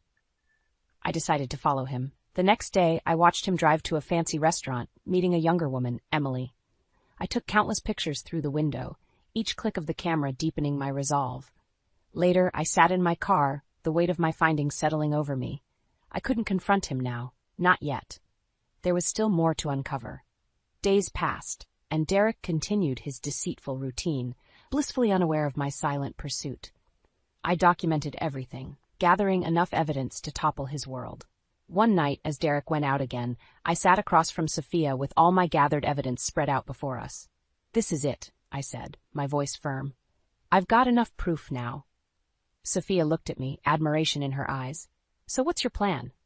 I took a deep breath, feeling the cold sting of determination. "First, I need a lawyer. Someone who can guide me through this mess without Derek suspecting." I won't go down without a fight. Sophia nodded. I know someone, David. He's tough and discreet. He'll help you. I leaned back, exhaustion mingling with relief. Thanks, I'm ready to fight back now. As I left her house that night, I promised myself I wouldn't let Derek's betrayal define me. This was just the beginning of my journey to reclaim my life. No more living in the shadows of lies. It was time to take control. David was the perfect choice. When Sophia introduced us, he got straight to the point. So tell me everything, Laura. Leave no detail out, he said, sitting across from me in his cramped office. We spent hours going through every piece of evidence I had gathered. He nodded approvingly as I laid out the photos, messages, and receipts. Good job documenting everything. This will be crucial, David said, shuffling the papers. But we need more than just proof of his affair. We need to expose his financial abuses, too. I took a deep breath. I've been looking into our finances. Derek has been hiding debt, spending money recklessly while keeping me in the dark. I've been the main financial supporter without even realizing it. David frowned. And you've sacrificed your own career goals for his, right? I nodded, memories of missed opportunities and neglected dreams flashing through my mind. Yes, I put everything on hold for him, believing his promises. David looked grim. We need bank statements and any financial records you can find. He can't deny hard evidence. That night, while Derek was asleep, I tiptoed to his office. I rummaged through his desk drawers, finally finding a locked box. Using the key I had swiped earlier, I opened it to find stacks of bills, credit statements, and loan forms. My heart sank as I realized just how deep Derek's financial mess went. The next day, I handed everything over to David. He sorted through the documents, shaking his head. This is going to demolish him, exactly what we need. At home, Derek became more distant and dismissive. One evening, I ventured to talk about our financial situation. Derek, we need to talk about our money issues. Things don't add up, I said calmly. He glared at me, annoyed. I handle the finances, Laura. Just focus on your work, all right? I stared at him, anger bubbling just below the surface. I think I have a right to know, considering my income basically funds everything. His eyes flashed with irritation. God, Laura, must you always question everything? Leave it alone. I clenched my fists under the table. If you'd been honest, I wouldn't have to. The argument ended with Derek storming out, leaving me feeling both angry and justified. This only strengthened my resolve to bring everything to light. A week later, David found me taking a break from work. You've done well, Laura. We're ready to confront him. My suggestion, tomorrow. I felt a surge of determination. Fine, let's do it. Later that night, I went through everything one last time. I visualized the moment I would lay it all out in front of him, each lie crumbling like a house of cards. The next evening, Derek walked in, his tie loose, looking exhausted. He barely acknowledged me as he sat down. I stood up, holding the stack of evidence. We need to talk. Now, I said firmly. He looked up, bored. What is it now? Another one of your baseless accusations. I slammed the stack onto the table. No, Derek. These are facts. Derek's face turned pale as he glanced at the documents. What is this? Proof of everything. Your affair. Your lies, your financial mess, it's all here. He snatched the papers, flipping through them. His face contorted with anger. You've been spying on me? Yes, I said calmly, and now everyone will know the kind of person you really are. His eyes burned with fury. You think you can ruin me? I won't go down without a fight, Laura. I met his glare, unflinching. Neither will I. As I walked away, I felt an immense sense of relief. This was just the beginning, but I was ready for the battle ahead. Derek's control over me was over, and my plan was in motion. It was time to reclaim my life. I could barely sleep. The showdown with Derek left me restless and tense. David assured me our next step was crystal clear. We've got him cornered, Laura. Now's the time to confront him with everything we've got. The next morning, I prepared myself. I was ready for the final talk. When Derek came home that evening, the tension between us was electric. He knew something was off. Laura, what's with the cold shoulder? We need to clear the air, he said, trying to sound reasonable. But I saw through him. We do, I replied, holding up the investigator's report David had handed me. And I've got all the proof I need. He narrowed his eyes, suspicion creeping into his gaze. What are you talking about? I hired a private investigator. I have photos of you with Emily spending our money like it's water. And there's more. Details on your financial irresponsibility, I said, keeping my voice even though my heart was pounding. Derek's face twisted with anger and disbelief. You had no right to do that. I had every right, I shot back. You've been lying and cheating for years. This is your mess, Derek, not mine. He lunged forward, grabbing the report from my hands and slamming it on the table. You think this will destroy me? Think again, Laura. I stood my ground. This is your doing. You broke us. I'm just making sure you can't deny it. His eyes turned cold. You want to leave? Fine, but you won't get a penny from me. I laughed, a hollow sound in the stifling room. You really think you can bully me into staying? I've already taken steps to secure what's mine. He sneered. You think you're so clever, but you're just playing a dangerous game. Maybe, I said, grabbing my bag, but I'm done being afraid of you. I turned to leave, but Derek grabbed my arm. This isn't over, Laura. You can't just walk away from everything. I pulled free and faced him. Watch me, I replied, venom in every word. I walked out, slamming the door behind me. Outside, the cool air felt like freedom. I drove to David's office, where we finalized the plan. I outlined every detail with a steady hand, making sure each move was calculated to perfection. We're in this together, Laura, David said, his tone reassuring. You're doing the right thing. The next day, I started extracting my money from our joint accounts. I set up separate accounts in my name, ensuring Derek couldn't touch a dime.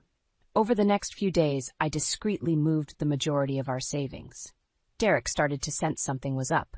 He became more demanding, checking our accounts, questioning me constantly. But I stayed calm, playing along.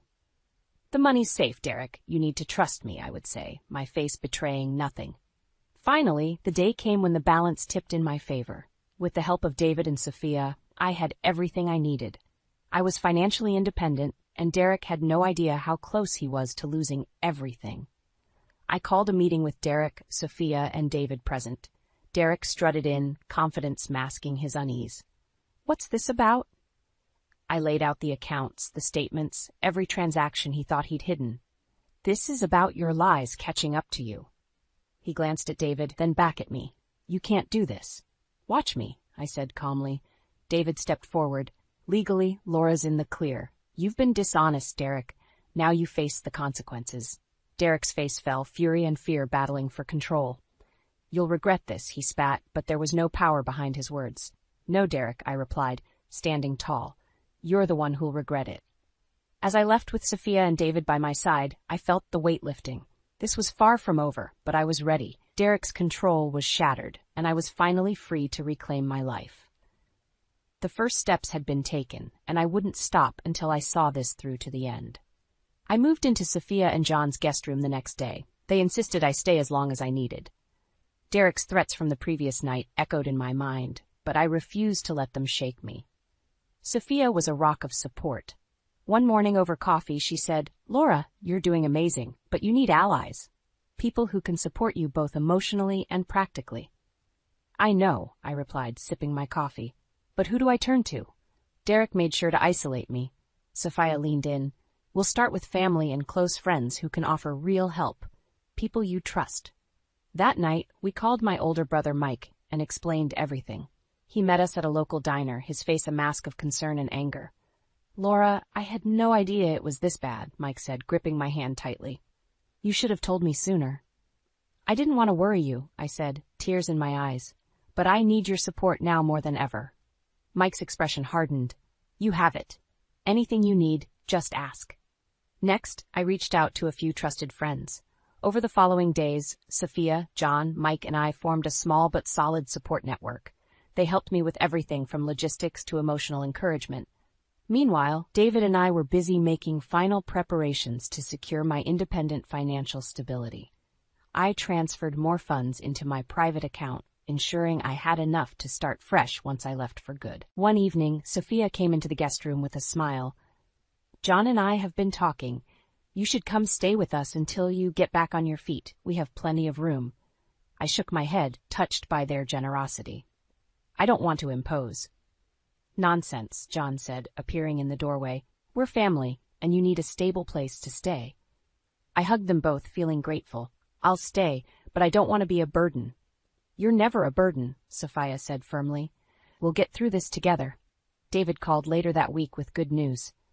Laura, we've made significant progress. Financially, you're secure. Now it's time to ensure Derek feels the consequences of his actions. What do you mean? I asked, curious. We need to expose him in a way that leaves no room for him to deny or twist the truth. Make sure everyone knows who he really is. A plan started to form in my mind. A way to reveal Derek's betrayal to our entire social circle. An anniversary party, I said slowly. A surprise anniversary party where I can show everyone the truth. David chuckled. That's bold, but it could work. Let's do it. We set the date and made meticulous plans. Invitations went out secretly, and on the night of the party, Sophia and John helped me set everything up at their place. The house was filled with friends, family, and Derek's colleagues. Derek arrived, surprised and pleased by the unexpected celebration. He glanced around, probably thinking he had managed to win me back without even trying. He gave his usual charming smile, oblivious to the storm about to hit. As the night went on, I excused myself to prepare the final pièce de résistance to the visitor. With everyone gathered in the living room, I stood up, holding a glass of wine. Thank you all for coming to celebrate, I began, my voice steady. Derek and I owe you an honest look at our relationship. Derek looked confused, but he didn't suspect anything yet. I clicked a remote, and the slideshow began. Images and messages flashed across the screen, detailing his affair and financial deception. Gasps filled the room. Derek's face turned ashen as he tried to stand, but John blocked his way. Stay, John said quietly but firmly.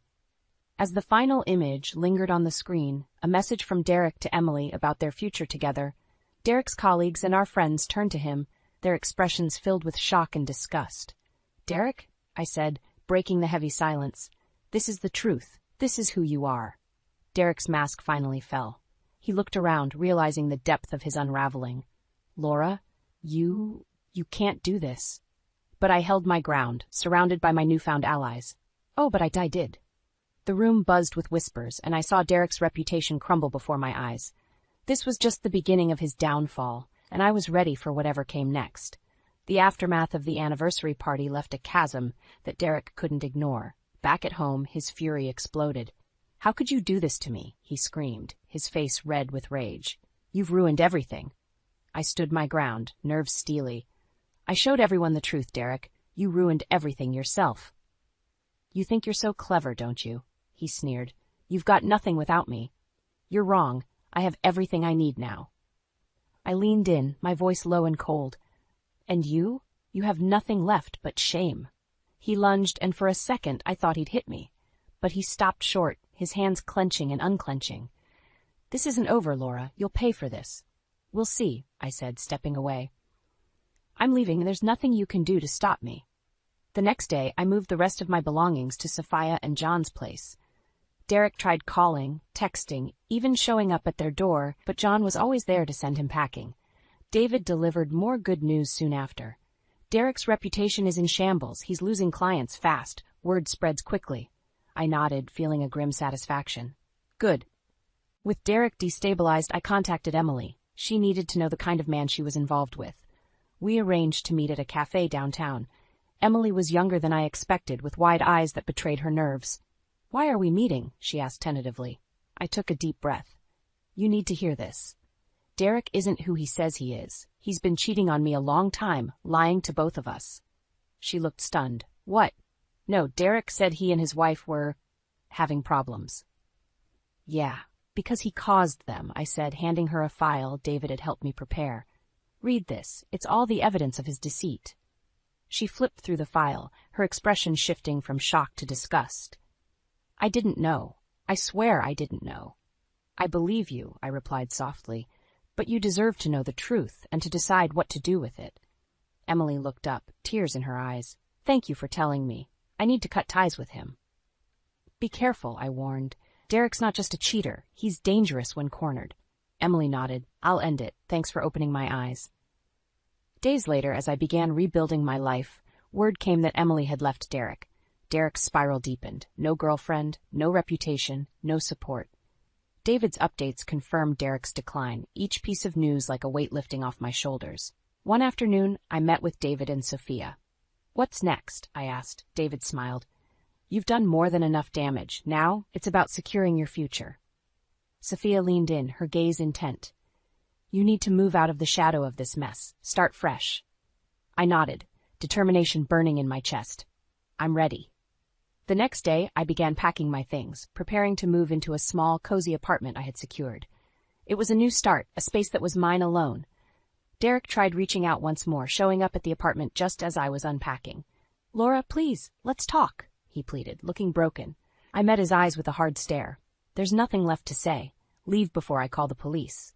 He stood there, desperation in his eyes. I'll fix this, I promise. You had your chance, Derek, it's too late. He left, shoulders slumped, the full impact of his downfall finally sinking in. Watching him walk away, I felt a strange mixture of sadness and triumph. As I settled into my new place, I focused on my future. I reconnected with my passions, old friends, and embraced the solitude. Life was different, and it was mine to shape.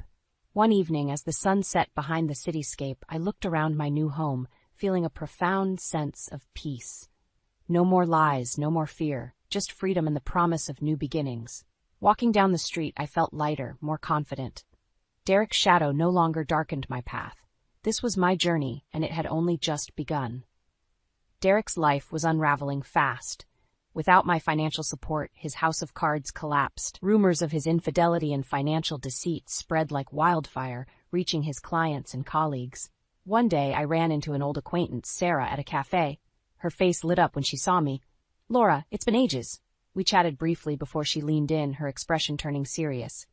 I heard about Derek. Is it true? Every word, I said, not holding back. He lied, cheated, and drained our finances. I had to expose him. Sarah shook her head, sympathy in her eyes. What a mess. I'm so sorry, Laura. It needed to happen, I replied. I'm rebuilding now, focusing on myself. She smiled. Good for you. If you need anything, don't hesitate to ask. It wasn't long before Derek hit rock bottom. One evening, David called with an update. Derek's been let go from his job. His colleagues lost all respect for him. He deserves it, I said, feeling a grim satisfaction. What's next for him? David sighed. He'll likely try to find new work, but with his reputation, it won't be easy. I nodded, thinking about how far I'd come. Thanks, David. I appreciate everything you've done. As days turned into weeks, Derek's desperation grew. One afternoon, I received a call from an unknown number. Hesitantly, I answered. Laura, it's Derek, his voice cracked, full of vulnerability. I need your help. No, you don't, I replied, keeping my voice steady. You need to face the consequences of your actions. Please, he begged. I've lost everything. I can't do this alone. You did this to yourself, Derek, I said firmly. Goodbye. With a click, I ended the call. I felt a mixture of pity and relief.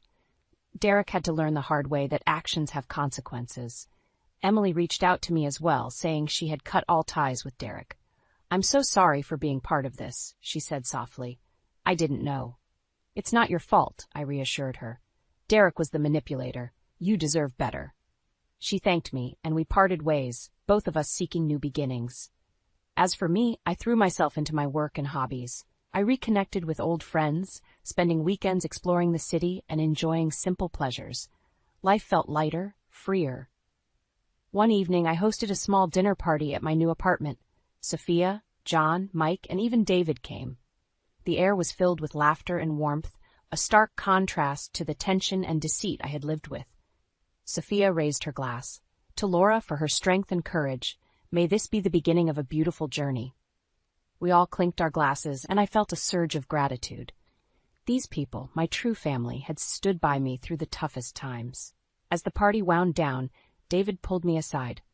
You've done something incredible, Laura. You've taken back your life.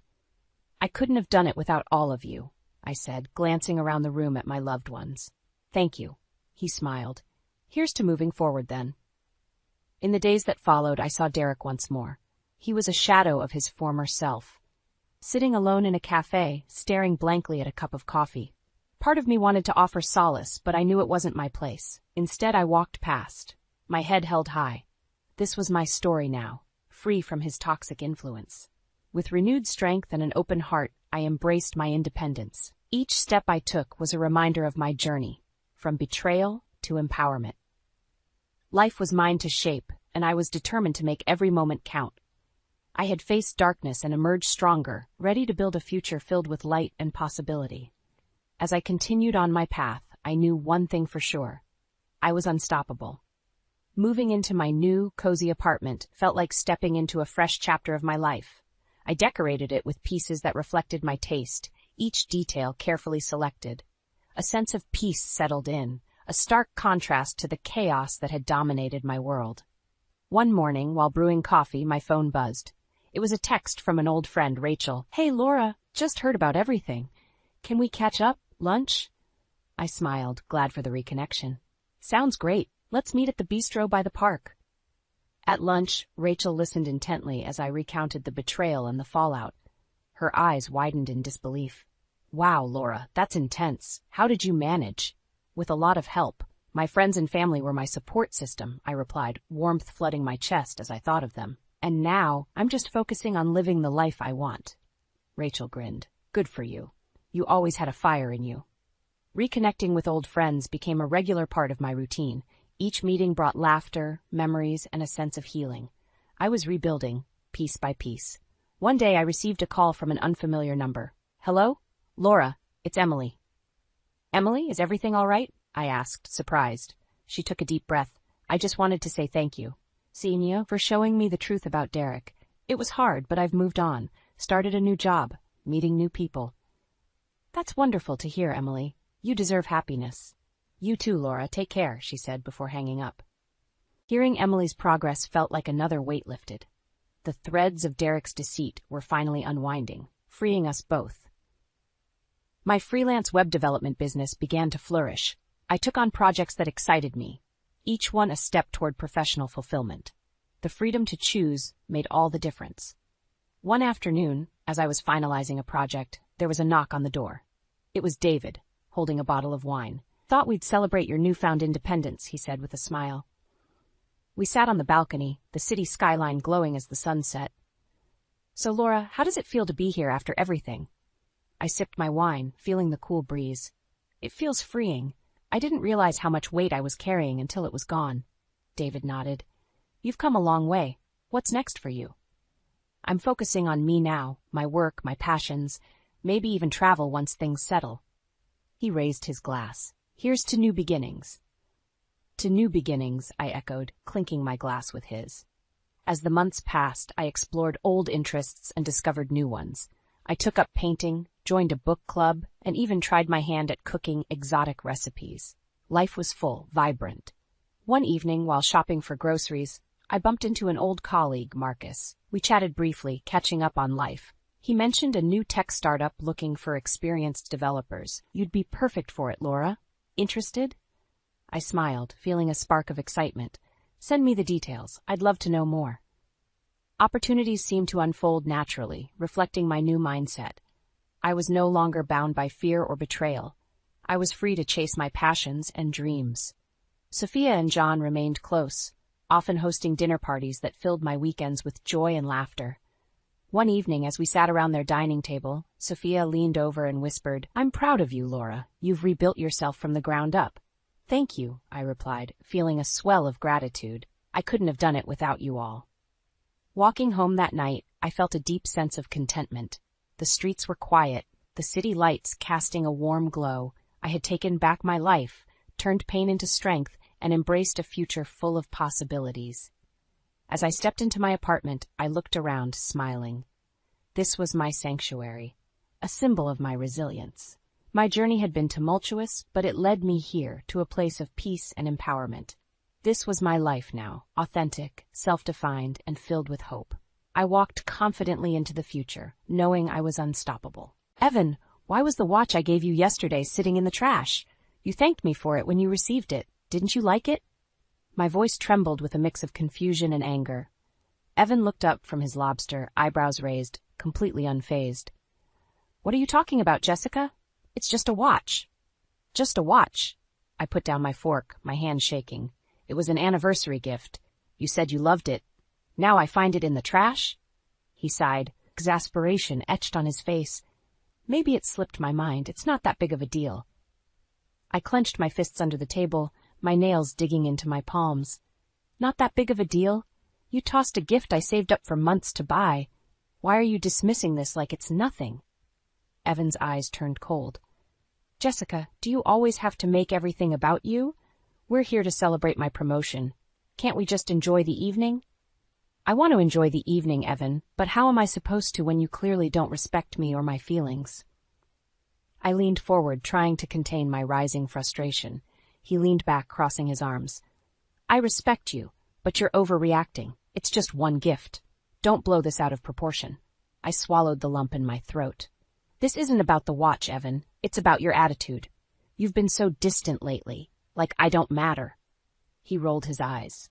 Jessica, I've been busy with work. You wouldn't understand the pressures I'm under. My voice dropped to a whisper. You think I don't understand pressure? I manage the house, I take care of Lily, and I work too. But at least I try to make you feel special. Evan scoffed. Look, I'm here now, aren't I? Can we just drop it? I struggled to hold back tears, but I knew I couldn't ruin the night further, especially in a public place. I took a deep breath and nodded. Fine, let's drop it.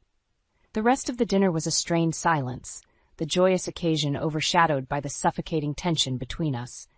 Even the lavish setting of the restaurant couldn't mask the coldness that enveloped our table. As the waiter brought the dessert, Evan's phone vibrated.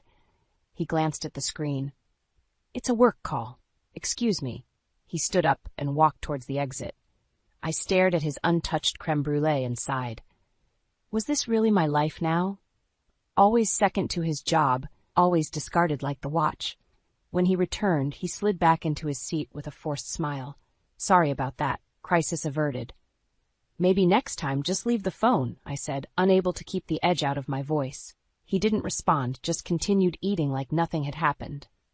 I watched him, trying to decipher the man I married 12 years ago. Where had we gone wrong? As we left the restaurant, Evan's hand brushed mine. For a fleeting moment, I hoped he would show some sign of remorse, but his grip was limp, indifferent. He hailed a cab, and we headed home in silence, the darkness of the Chicago night mirroring the chasm between us. When we arrived, Evan went straight to his office. I wandered into the living room, sinking into the couch. I could hear Lily's soft breathing from her bedroom. Mommy? Her small voice startled me. Lily, sweetie, what are you doing up? I asked, patting the spot next to me. I couldn't sleep. I had a bad dream, she said, climbing onto my lap. I hugged her tightly, drawing comfort from her warmth. It's okay, baby. Mommy's here. But as I held her, the uncertainty gnawed at me. Evan's behavior tonight was just the tip of the iceberg, and I had a sinking feeling there was much more lurking beneath the surface.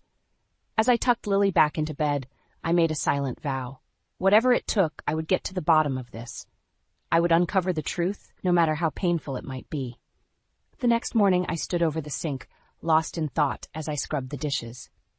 Lily was coloring quietly at the kitchen table. The sun shone through the window, casting a warm glow, but the tension from last night's dinner still hung heavy. Evan walked into the kitchen, dressed for work, tying his tie with a quick, precise motion. Good morning, he said curtly. Morning, I replied, trying to keep my tone neutral. He poured himself a cup of coffee, ignoring the tension in the air. So what's the plan for today? Just the usual, I said. Lily has ballet class, and I'll be working on a project from home. Evan nodded, barely paying attention. All right, I'll be late tonight. Big meeting. I felt a familiar pang of frustration.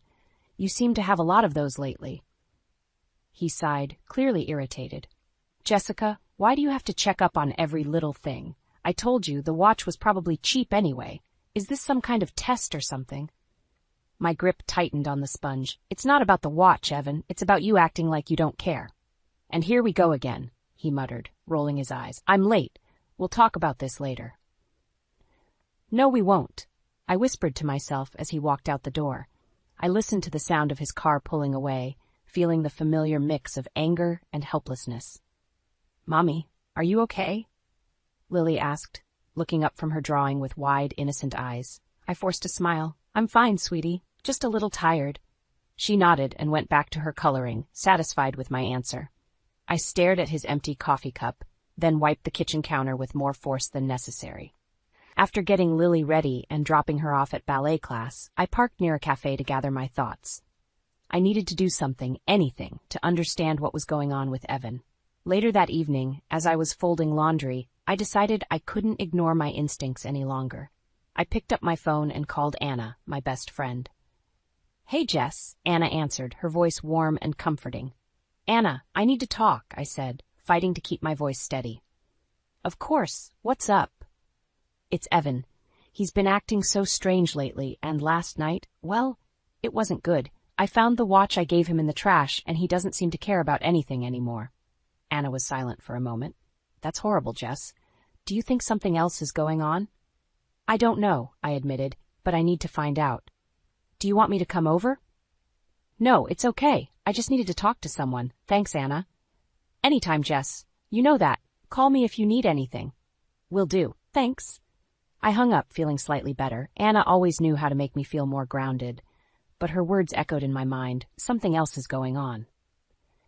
Evan came home late, as expected. I watched him from the corner of the living room as he set his briefcase down and loosened his tie. "Long day?" I asked, trying to keep my tone light. "Yeah, really busy," he replied, not meeting my eyes. I took a deep breath, deciding to test a theory. "I checked your briefcase today. There was nothing related to work in it, just old receipts." He looked up sharply, eyes narrowing. "Why would you do that?" "Because I'm worried, Evan. You're hiding something from me." He scoffed, brushing past me. "You're being ridiculous. Trust me or don't, Jessica, but stop playing detective." As he walked away, I knew I was onto something. His reaction confirmed it. There was more to this than long work hours and forgotten gifts, and I was determined to uncover the truth, no matter what it took. The next evening, once Lily was asleep, I couldn't shake the growing suspicion gnawing at my mind. I decided to take a bold step. I slipped into Evan's office and quietly opened his desk drawers. My heart pounded as I rummaged through stacks of papers and folders.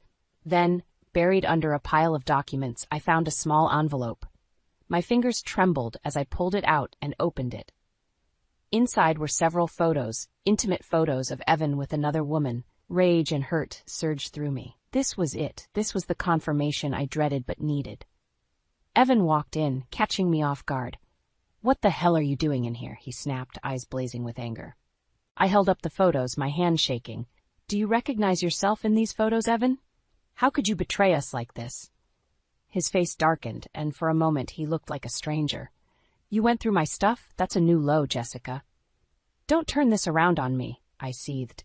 "You're the one who's been lying and sneaking around." He tried to snatch the photos from my hand, but I pulled away. "These are private. You had no right." "They're proof," I shot back, voice breaking with emotion.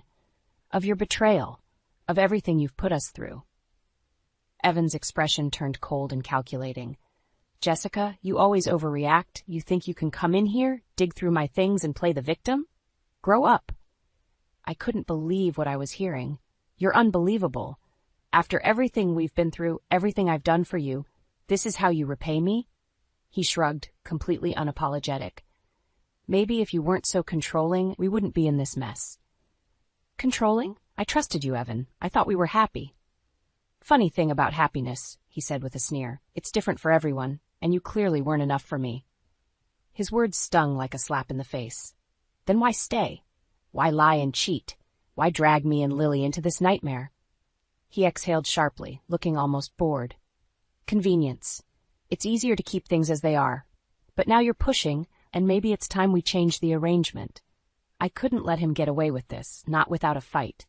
"You think you can have your cake and eat it too? Well, guess what, Evan? I'm done being your convenient wife." He smiled, but it was a cruel, hollow gesture.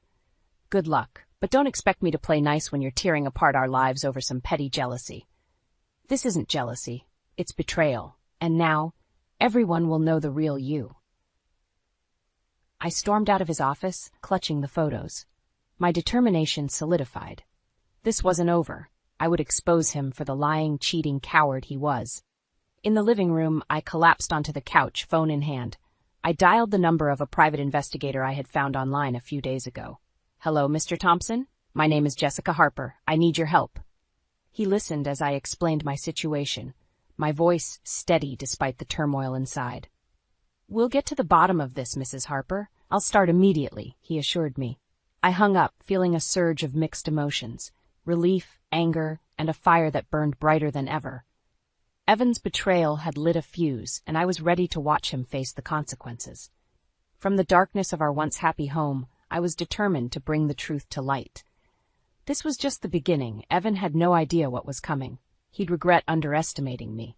I spent the next few days in a blur of activity, but just setting plans into motion with a resolve I didn't know I had.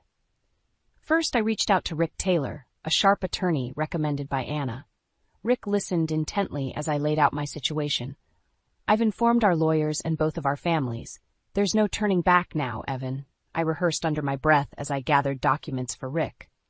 In his office, Rick reviewed the photos and details I provided. This is solid. We'll hit him hard with this.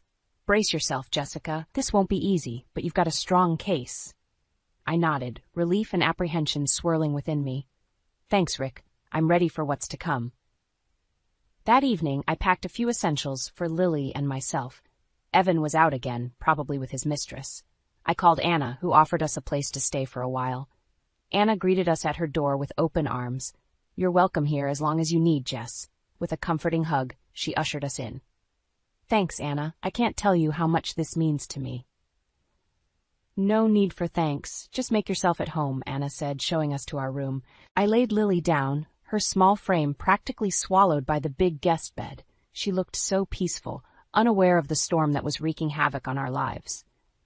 The next morning, I met with Rick again to finalize the necessary steps. I'll prepare the paperwork for the divorce.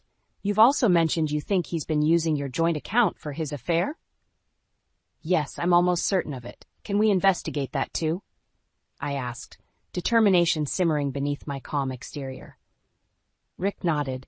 Absolutely. We'll subpoena his financial records. This could work heavily in your favor. With everything set in motion, I took a moment to breathe. Every step was a small move towards reclaiming my life, but there was a heavy weight in my chest, knowing the toll this would take on all involved. Later that afternoon, I made my way back to our house to collect more of our belongings. Evan was there, hovering by the door, eyes darkened with suspicion. Running away, Jessica? Thought you'd face your mess like an adult, he sneered. I'm not running. I'm acting. We're done, Evan. I've already spoken to a lawyer, I said, my voice steady and unyielding. His eyes narrowed. What good do you think a lawyer will do? You're blowing this up for no reason. Think you can really take me on? I stood firm, refusing to be intimidated. I've informed our families and the lawyers. There's no turning back now. You will face the consequences for what you did. He scoffed, but I saw a flicker of worry. You think you're so righteous. Let's see how long you last without my support. I'll manage. Unlike you, I can hold my head high, I retorted, grabbing our bags and walking past him.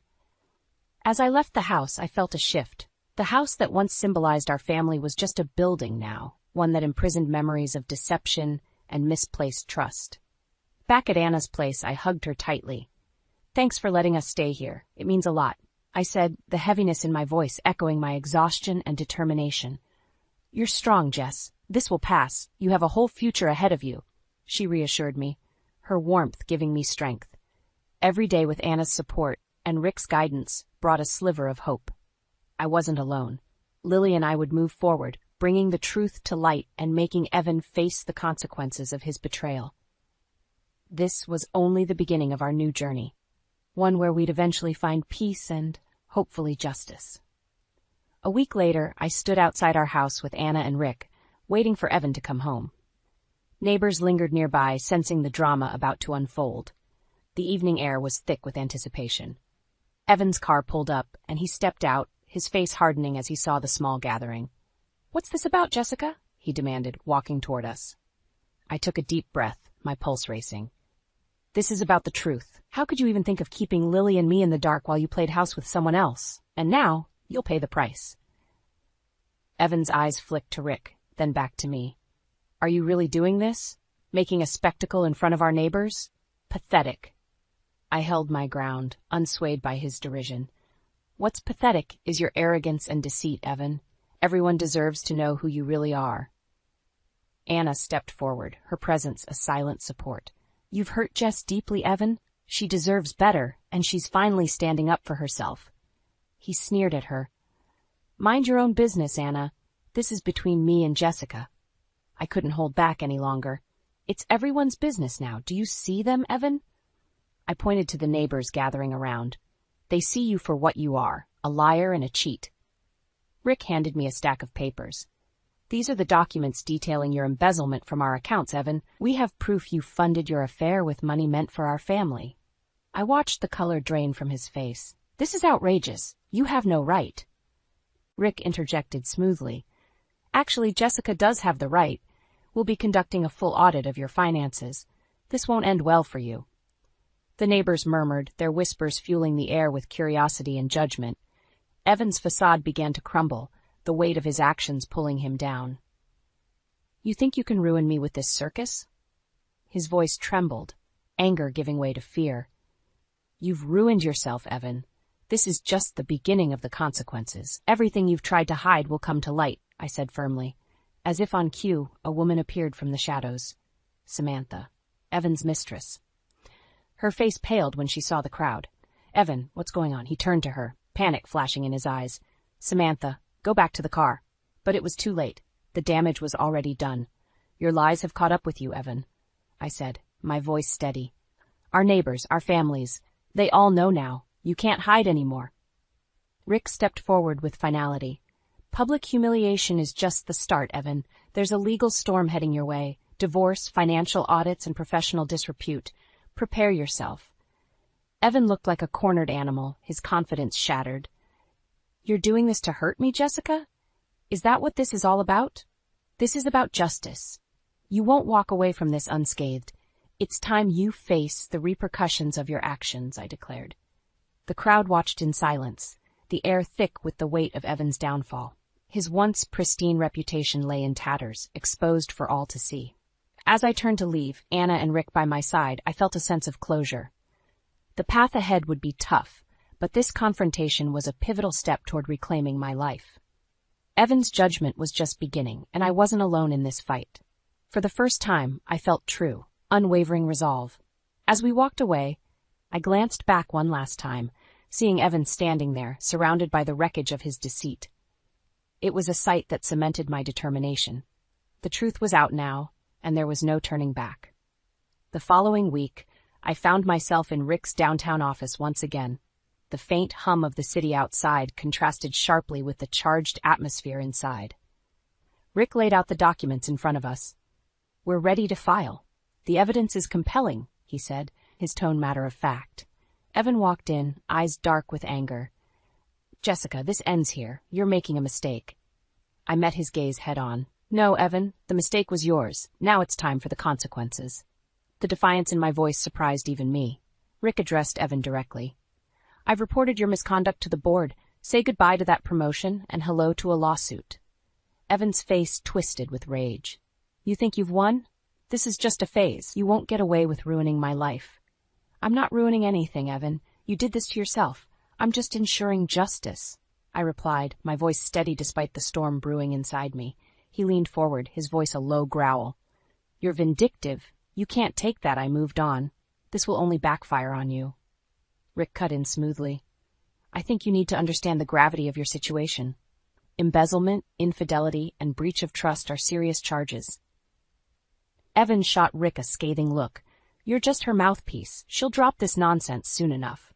I stood up, facing him squarely. No, I won't. This isn't nonsense. Every lie, every betrayal, it all comes to light now. You can't bully me into submission anymore. Evan's laugh was bitter and hollow. You're naive, Jessica. Do you think the corporate world cares about your moral high ground? They don't. Rick smiled calmly, showing a confidence that rattled Evan. Her moral high ground, as you call it, is also backed by legal evidence. The board cannot ignore that. Evan scoffed, but I could see the cracks in his facade. You're throwing away everything for what? Spite? No, Evan, for truth, I corrected. Lily and I deserve better. We deserve honesty. Evan turned to leave, shaking his head. You're making a big mistake, Jessica. One you'll regret. Rick's voice followed him out. We'll see you in court. As the door shut, I felt a weight lift off my shoulders. Rick placed a reassuring hand on mine. You're doing the right thing. The weeks that followed were a whirlwind of legal motions and preparations. The day of the hearing, the tension in the air was palpable. Evan arrived with his lawyer, a shrewd-looking man with a practiced air of confidence. The courtroom buzzed softly as the judge entered. "All rise," the bailiff announced. We presented our case solidly, the evidence piling up against Evan, emails, bank statements, and more intimate photos than I cared to see, each piece a nail in the coffin of his defense. Evan's lawyer tried to deflect, paint me as vindictive and unstable. But my composure, combined with Rick's sharp legal acumen, kept our case watertight. During a recess, Evan approached me. "This is your last chance to call this off, Jessica. I've reported your misconduct to the board. Say goodbye to that promotion and hello to a lawsuit," I repeated, the words now seared into my mind. "I'm not backing down." His face contorted with rage. "This isn't over." I met his gaze with unwavering resolve. "Yes, Evan, it is. For good." As the judge returned with the final decision, I held my breath. The ruling was firm. Evan was found guilty of embezzlement and ordered to repay the funds. Custody of Lily was granted to me, along with substantial spousal support. Leaving the courthouse, a sense of justice and closure washed over me. Evan's storm was finally behind us. As Rick walked beside me, he said, "This is just the beginning of your new life." I looked ahead, feeling the warmth of the sun on my face, a new chapter unfolding. Thank you, Rick, for everything. Evan's fall from grace was complete, and for the first time in months, I felt a glimmer of hope. With Lily at my side, we had a chance for a fresh start, a life untainted by betrayal and deceit. The day after the court ruling, I walked up the courthouse steps, surrounded by reporters and spectators. The media buzzed around Evan's downfall. Cameras flashed, capturing the final spectacle of his shattered life. Evan stormed past me, his face a mask of fury. "You think this is over, Jessica?" he barked, eyes blazing. "You'll regret every bit of this." Ignoring him, I pushed through the crowd, Rick close by my side. He approached a group of reporters waiting eagerly for a statement. "My client has delivered a powerful message about justice and integrity today," Rick said firmly. "No one is above the law." Someone in the crowd shouted at Evan, "How does it feel to lose everything?" Evan spun around, his voice dripping with venom. "This isn't over. She'll pay for this." But his threats couldn't touch me anymore. I felt untouchable, standing in the light of truth. The front page headlines the next day read, "Corporate Exec Falls from Grace, Embezzlement and Infidelity Exposed." Evan's boss, David Brooks, was among those reading the news. Later, David called me into his office. As I stood there, he leaned back in his chair, studying me. "Mrs. Harper, this must have been quite an ordeal for you." "Yes, it has," I said, maintaining a composed stance. "But it was necessary," David sighed. "Evan's actions have tarnished our company's reputation. We've terminated his employment effective immediately." "I understand," I replied, feeling a mix of relief and lingering sorrow for what could have been. "That being said," David continued, "we appreciate your courage. If you ever need any support, don't hesitate to reach out." "Thank you, Mr. Brooks," I said, genuinely touched. As I left the office, I was overwhelmed with a sense of vindication. Evan's downfall had been swift and deserved. His loss of employment was just the beginning. By the midday news update, the full extent of his fraud was public knowledge, plunging him into scandal. Rick called later that afternoon. "The investigation has uncovered even more damning evidence. Evan's looking at significant jail time." "Good, it's what he deserves," I replied, feeling no sympathy. That evening, I watched Lily play in the park. Claire, Evan's mother, approached cautiously. "Jessica, may I sit?" "Of course," I replied, giving her room. Claire looked weary. "I'm so sorry for everything my son put you through. I never imagined he would fall so low." "Thank you, Claire. I'm just focused on the future now, for Lily and me." My gratitude was genuine, but my firm resolve had no room for bitterness. "I want you to know," Claire added, "you have my full support. Evan, he made his choices, but Lily deserves a stable, loving environment." "I appreciate that, Claire. Truly," I said, squeezing her hand. Her support was a balm to the deep wounds Evan had left. As the sun dipped below the horizon, casting golden hues over the park, I felt an undeniable sense of closure. Evan's kingdom had crumbled, leaving me to rebuild from the remnants. That night, as I tucked Lily into bed, she asked, "Mommy, is Daddy coming back?" I pulled her close, kissing her forehead. "No, sweetie. Daddy made some bad choices, but we're going to be okay. I promise." Lily nodded sleepily. "Okay, Mommy." as long as we're together. Tears pricked at my eyes, but I held them back. Yes, my love, always together. Sitting by her bedside, watching her drift into dreamland, I realized the enormity of what lay ahead. The road wouldn't be easy, but it was ours to tread. Somewhere in the distance, Evan was grappling with the full weight of his actions, his world falling apart piece by piece. He'd face justice alone, stripped of the power he once wielded with such arrogance. For Lily and me, every day would be a step toward healing, toward building a new life anchored in trust and love. And as the dawn of a new chapter broke, I knew we'd rise stronger, unmasked and unbroken. A few months later, a crisp fall breeze stirred the leaves in the park as Lily and I sat on a bench watching her play. Claire joined us, her eyes reflecting both sadness and strength as she settled in beside me. "Jessica," Claire began, breaking the comfortable silence, "I hear you finalized the divorce." I nodded, watching Lily's laughter fill the air with innocence. "Yes, it's all done now. I have full custody of Lily, and we're focusing on moving forward." Claire sighed, her shoulders slumping slightly. "I'm relieved to hear that. You both deserve peace and happiness after everything Evan put you through." I responded with a soft smile. "Thank you, Claire. Your support has meant the world to us." She reached for my hand, squeezing it gently. "Evan's disgrace has been hard to bear, but he made his choices. It's a hard pill to swallow, but he's paying the price for his actions." "Has he reached out to you?" I asked, curious but cautious. "A few times," she admitted, "but I told him I couldn't condone what he did. I won't enable his behavior. And I've made it clear that my allegiance is with you and Lily." Tears welled in my eyes, gratitude swelling in my chest. "Thank you for standing by us, Claire. It's been a harrowing journey, but knowing you're with us has made it a bit easier." Claire's face softened. "You've shown remarkable strength, Jessica, more than anyone should have to, but you're starting anew, and that's what's important." Our conversation was interrupted by Lily running up to us with a bright smile. "Mommy, can we go to the ice cream shop now?" I chuckled, ruffling her hair. "Sure, sweetie. Claire, would you join us?" Claire's eyes sparkled with affection and she smiled. "I'd love to." As we walked to the nearby ice cream shop, the past few months' struggles felt like they were finally behind us.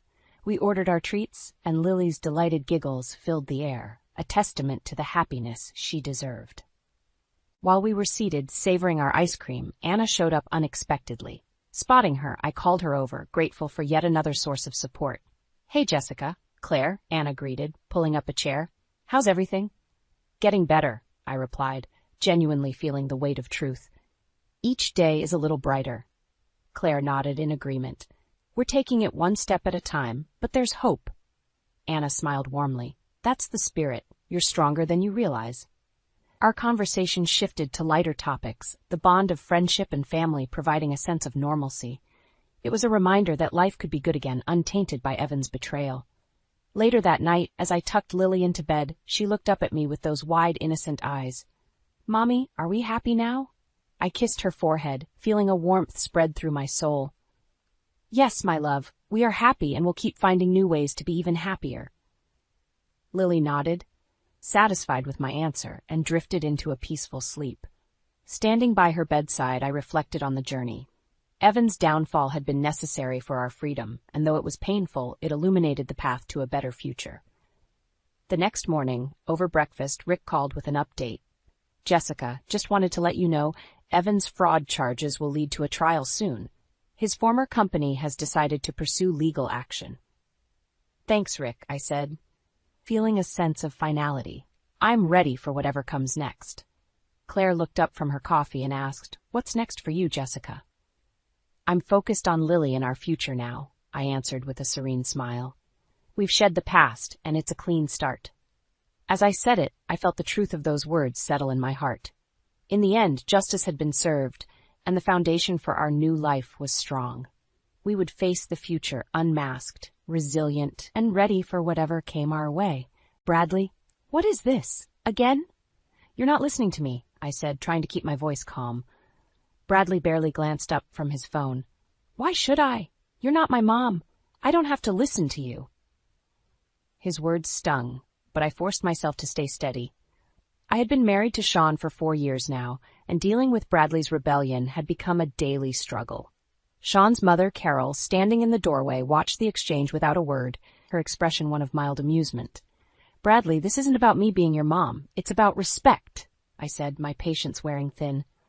"Whatever," he muttered, grabbing his backpack and heading for the door. I sighed and turned to Carol. "Can you please help me with him, Carol? He needs boundaries." "He's a teenager, Valerie," Carol said dismissively. "You need to give him some space." Bradley slammed the door on his way out, and I flinched. Carol looked at me like I was the one at fault. Every day felt like a battle, and I was losing. Later, Sean walked in from work, dropping his keys on the kitchen counter. "Hey, Val, what's for dinner?" I sighed. "I was thinking of leftovers, Sean. We need to start saving money. Bradley's demands and Carol's shopping are getting out of hand." Sean frowned. "Val, we've been over this. They're my family. We can't just change how things are overnight." "No," I said, my voice rising despite myself. "But we have to start somewhere. I can't keep doing this alone." "You're overreacting. Stop worrying so much. We'll manage," Sean said dismissively. I turned away, frustrated. I felt more like a maid than part of this family, juggling the household finances and trying to make ends meet. Even with my job, covering the endless expenses was impossible when no one else seemed to care. That evening, I found Carol reclining in the living room, surrounded by shopping bags. "Did you go shopping again?" I asked, unable to hide the irritation in my voice. Carol looked up, unbothered. "Just a few things. Bradley needed new shoes, and I saw a nice jacket for him."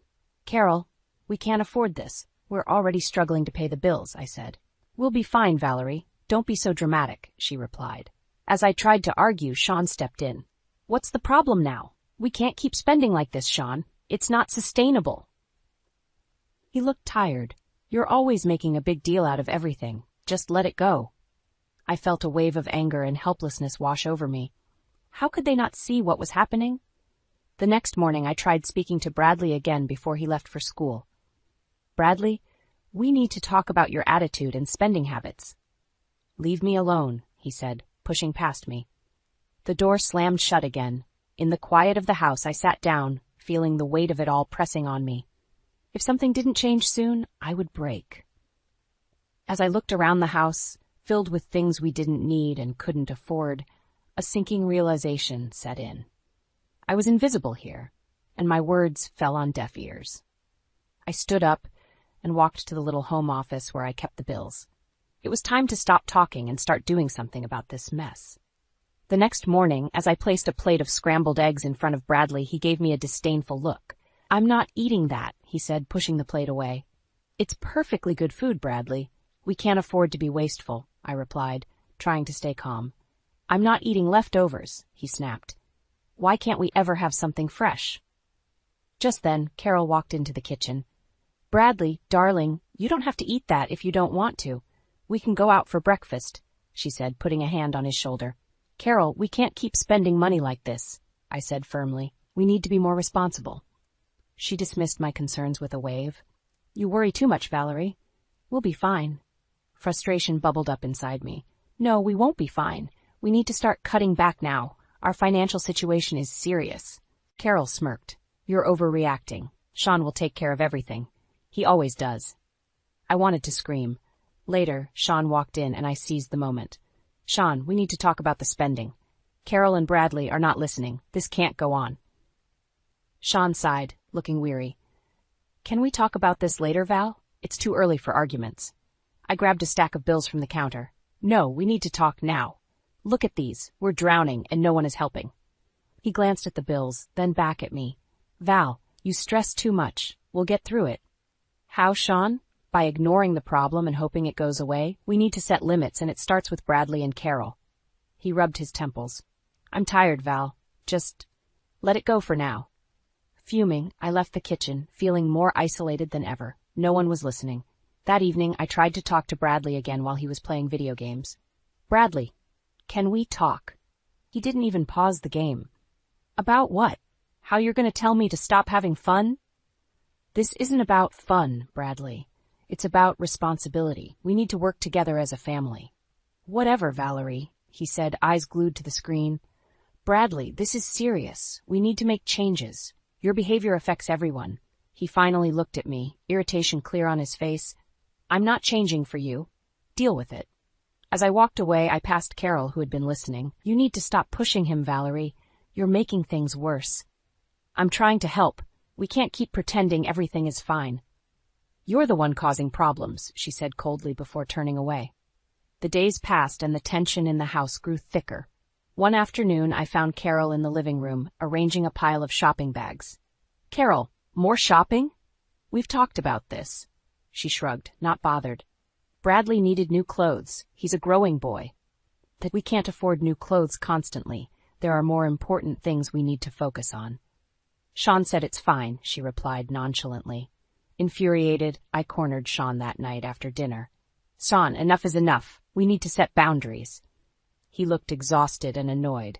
What do you want me to do, Val? They won't listen to you, and they won't listen to me either. Then we'll sink. Is that what you want? I asked, my voice trembling. Sean didn't have an answer. As I watched him retreat into silence, something broke inside me. If they wouldn't change, maybe it was time I did. Ever since our last argument, a heavy silence filled the house. That silence broke when I walked into the living room one afternoon and saw Bradley tearing open a large box. What's that? I asked, already dreading the answer. Bradley's eyes lit up. A new gaming console. Grandma bought it for me. My heart sank. How could Carol keep doing this? I turned to find her standing in the doorway, her expression smug. Carol, we cannot keep buying expensive things. We have bills to pay. Carol crossed her arms. Valerie, it's a small gift. Bradley's been having a hard time. He deserves something nice. We can't afford nice right now, Carol. You know that. Don't be such a stick in the mud, Valerie. He's just a kid. I was furious. Enough, Carol. This kind of spending is sinking us. Sean walked in just as I was about to snap. What's going on? Carol bought Bradley a new gaming console, I said, shaking with anger. Sean rubbed his forehead. Val, can we not fight over this? Let's talk about it later. There's nothing to talk about, Sean. We need to make changes now. This isn't sustainable. He sighed, looking between Carol and me. We'll figure it out. I stormed out of the room, feeling utterly defeated. They were never going to change, and I was hitting a wall every single time. The next morning, I decided to take action. I waited until Bradley left for school and Carol went out shopping. Then I sat Sean down at the kitchen table. Sean, we need to make some serious changes. This is out of control, I began, trying to keep my voice steady. Valerie, I know you're struggling, but what do you expect me to do? He asked, exasperated. You need to start supporting me. Put your foot down with Carol and Bradley. We need to budget and stick to it. I'll talk to them, he said warily, but I had heard that before. No, Sean, you need to do more than talk. You need to enforce it, I said firmly. He looked at me for a long moment. I'll try, he finally said. But try wasn't enough. The following week, nothing changed. Carol continued her shopping sprees, and Bradley kept getting what he wanted. I felt like I was sinking into quicksand. Then, one evening, I overheard Carol talking to a friend on the phone. Valerie's always nagging about money. She needs to relax. Sean will take care of everything like he always does. That was the last straw. I waited until she hung up before confronting her. Carol, enough is enough. You can't keep treating this situation lightly. We need to stop this reckless spending. Carol looked at me with contempt. Valerie, you're overstepping. Who do you think you are? This is my son's house. It's my house, too, and I have a say in how we manage it. Sean's in charge, and he'll make the decisions. Not you, she said, glaring at me. I turned to Sean, who had been standing silently in the doorway. Are you going to let her speak for you? He looked uncomfortable. Val, let's just calm down. We can talk about this. No, Sean. We've talked enough. This has to stop now. Carol smirked. See, Sean? Valerie's just causing trouble. I felt the walls closing in. Without more support from Sean, nothing would change. It was up to me to decide what my breaking point was and what I was willing to tolerate. That night, as I lay in bed staring at the ceiling, I made up my mind. Sean might not back me up, but I had to stand my ground. This cycle had to end, one way or another. The tension in the house reached a boiling point the next morning. Carol was in the kitchen, humming softly to herself as she brewed coffee. Bradley was shoveling cereal into his mouth, ignoring me as usual. I took a deep breath and walked over to the coffee machine. Carol, we need to talk. She glanced at me, raising an eyebrow. What now, Valerie? I kept my voice steady. This can't go on. The spending, the disrespect, we're in a financial crisis and no one is listening. Valerie, is this really necessary? You're blowing things out of proportion, she said, her tone dripping with condescension. I'm not, I said firmly. Sean and I have talked, and we need to make some drastic changes. Carol scoffed. Talked? He'll come to his senses like he always does. You can't change how we live. Actually, I can, I replied. I'm not moving into the new house. This has gone too far. I've had enough. The room went silent. Even Bradley looked up from his cereal. You can't be serious, Carol said, her voice rising. Sean, tell her she's being ridiculous. Sean stood in the doorway, looking helpless. Val, are you sure this is what you want? I nodded. I've thought about it, Sean. I'm done enabling this behavior. I need a break from all of this. You can't just leave, Bradley said, standing up. Who's going to handle everything? This I'm sure you'll manage, I replied, keeping my voice calm. Sean stepped forward. Valerie, we're a family. You can't just walk out. Watch me, I said. The determination in my voice surprised even me. That night, I packed my bags. Every creak of the suitcase zipper sounded louder in the quiet house. Sean came into the bedroom and sat on the edge of the bed. Val, please reconsider. We can make things better. I've given it 4 years. Nothing's changed. I need to take care of myself now. How can you do this to us? To me? His voice broke, and for a moment I saw the vulnerability in his eyes that I'd fallen in love with. But it wasn't enough to hold me back this time. I'm doing this for me, Sean. I need space, and I need peace. With my bags packed, I stood at the door. Bradley stormed past me, his face twisted with anger. You're just a quitter, he spat. I ignored the sting of his words and walked out, feeling a strange mix of sadness and relief. In the new apartment, the silence was different. Peaceful, almost welcoming. As the days went by, I started to find a rhythm, a sense of self that had been lost in the chaos. Back at the old house, things began to unravel. I received a call from Sean late one evening. Valerie, we need you. Things are falling apart here. His voice was laced with panic. You need to handle it, Sean. I've done my part. Please, can you at least think about coming back? I can't, Sean. You need to face the consequences of your choices. I need to move on. As I hung up the phone, I felt a weight lift off my shoulders. For the first time in years, I slept soundly, knowing I had finally taken control of my life. I closed the door to my new apartment with a sense of resolve. The place was small but clean, a blank canvas ready for a fresh start. I began to unpack my life, each item a reminder of what I had left behind. Sean's calls were increasingly desperate. Val, we can't manage without you. The bills are piling up. The house is a mess, he confessed during one of our conversations. Sean, you need to step up. I can't keep saving you. I replied firmly. Weeks turned into months, and I settled into a new routine. I found solace in the simplicity of my new life. Carol's incessant calls were easy to ignore, each one more shrill and panic-stricken than the last. One morning, while I sipped my coffee, I received a knock on the door. Opening it, I was surprised to see Bradley standing there, looking more disheveled than I had ever seen him. Bradley, what are you doing here? I asked, keeping my surprise in check. I need help, he mumbled, looking at his feet.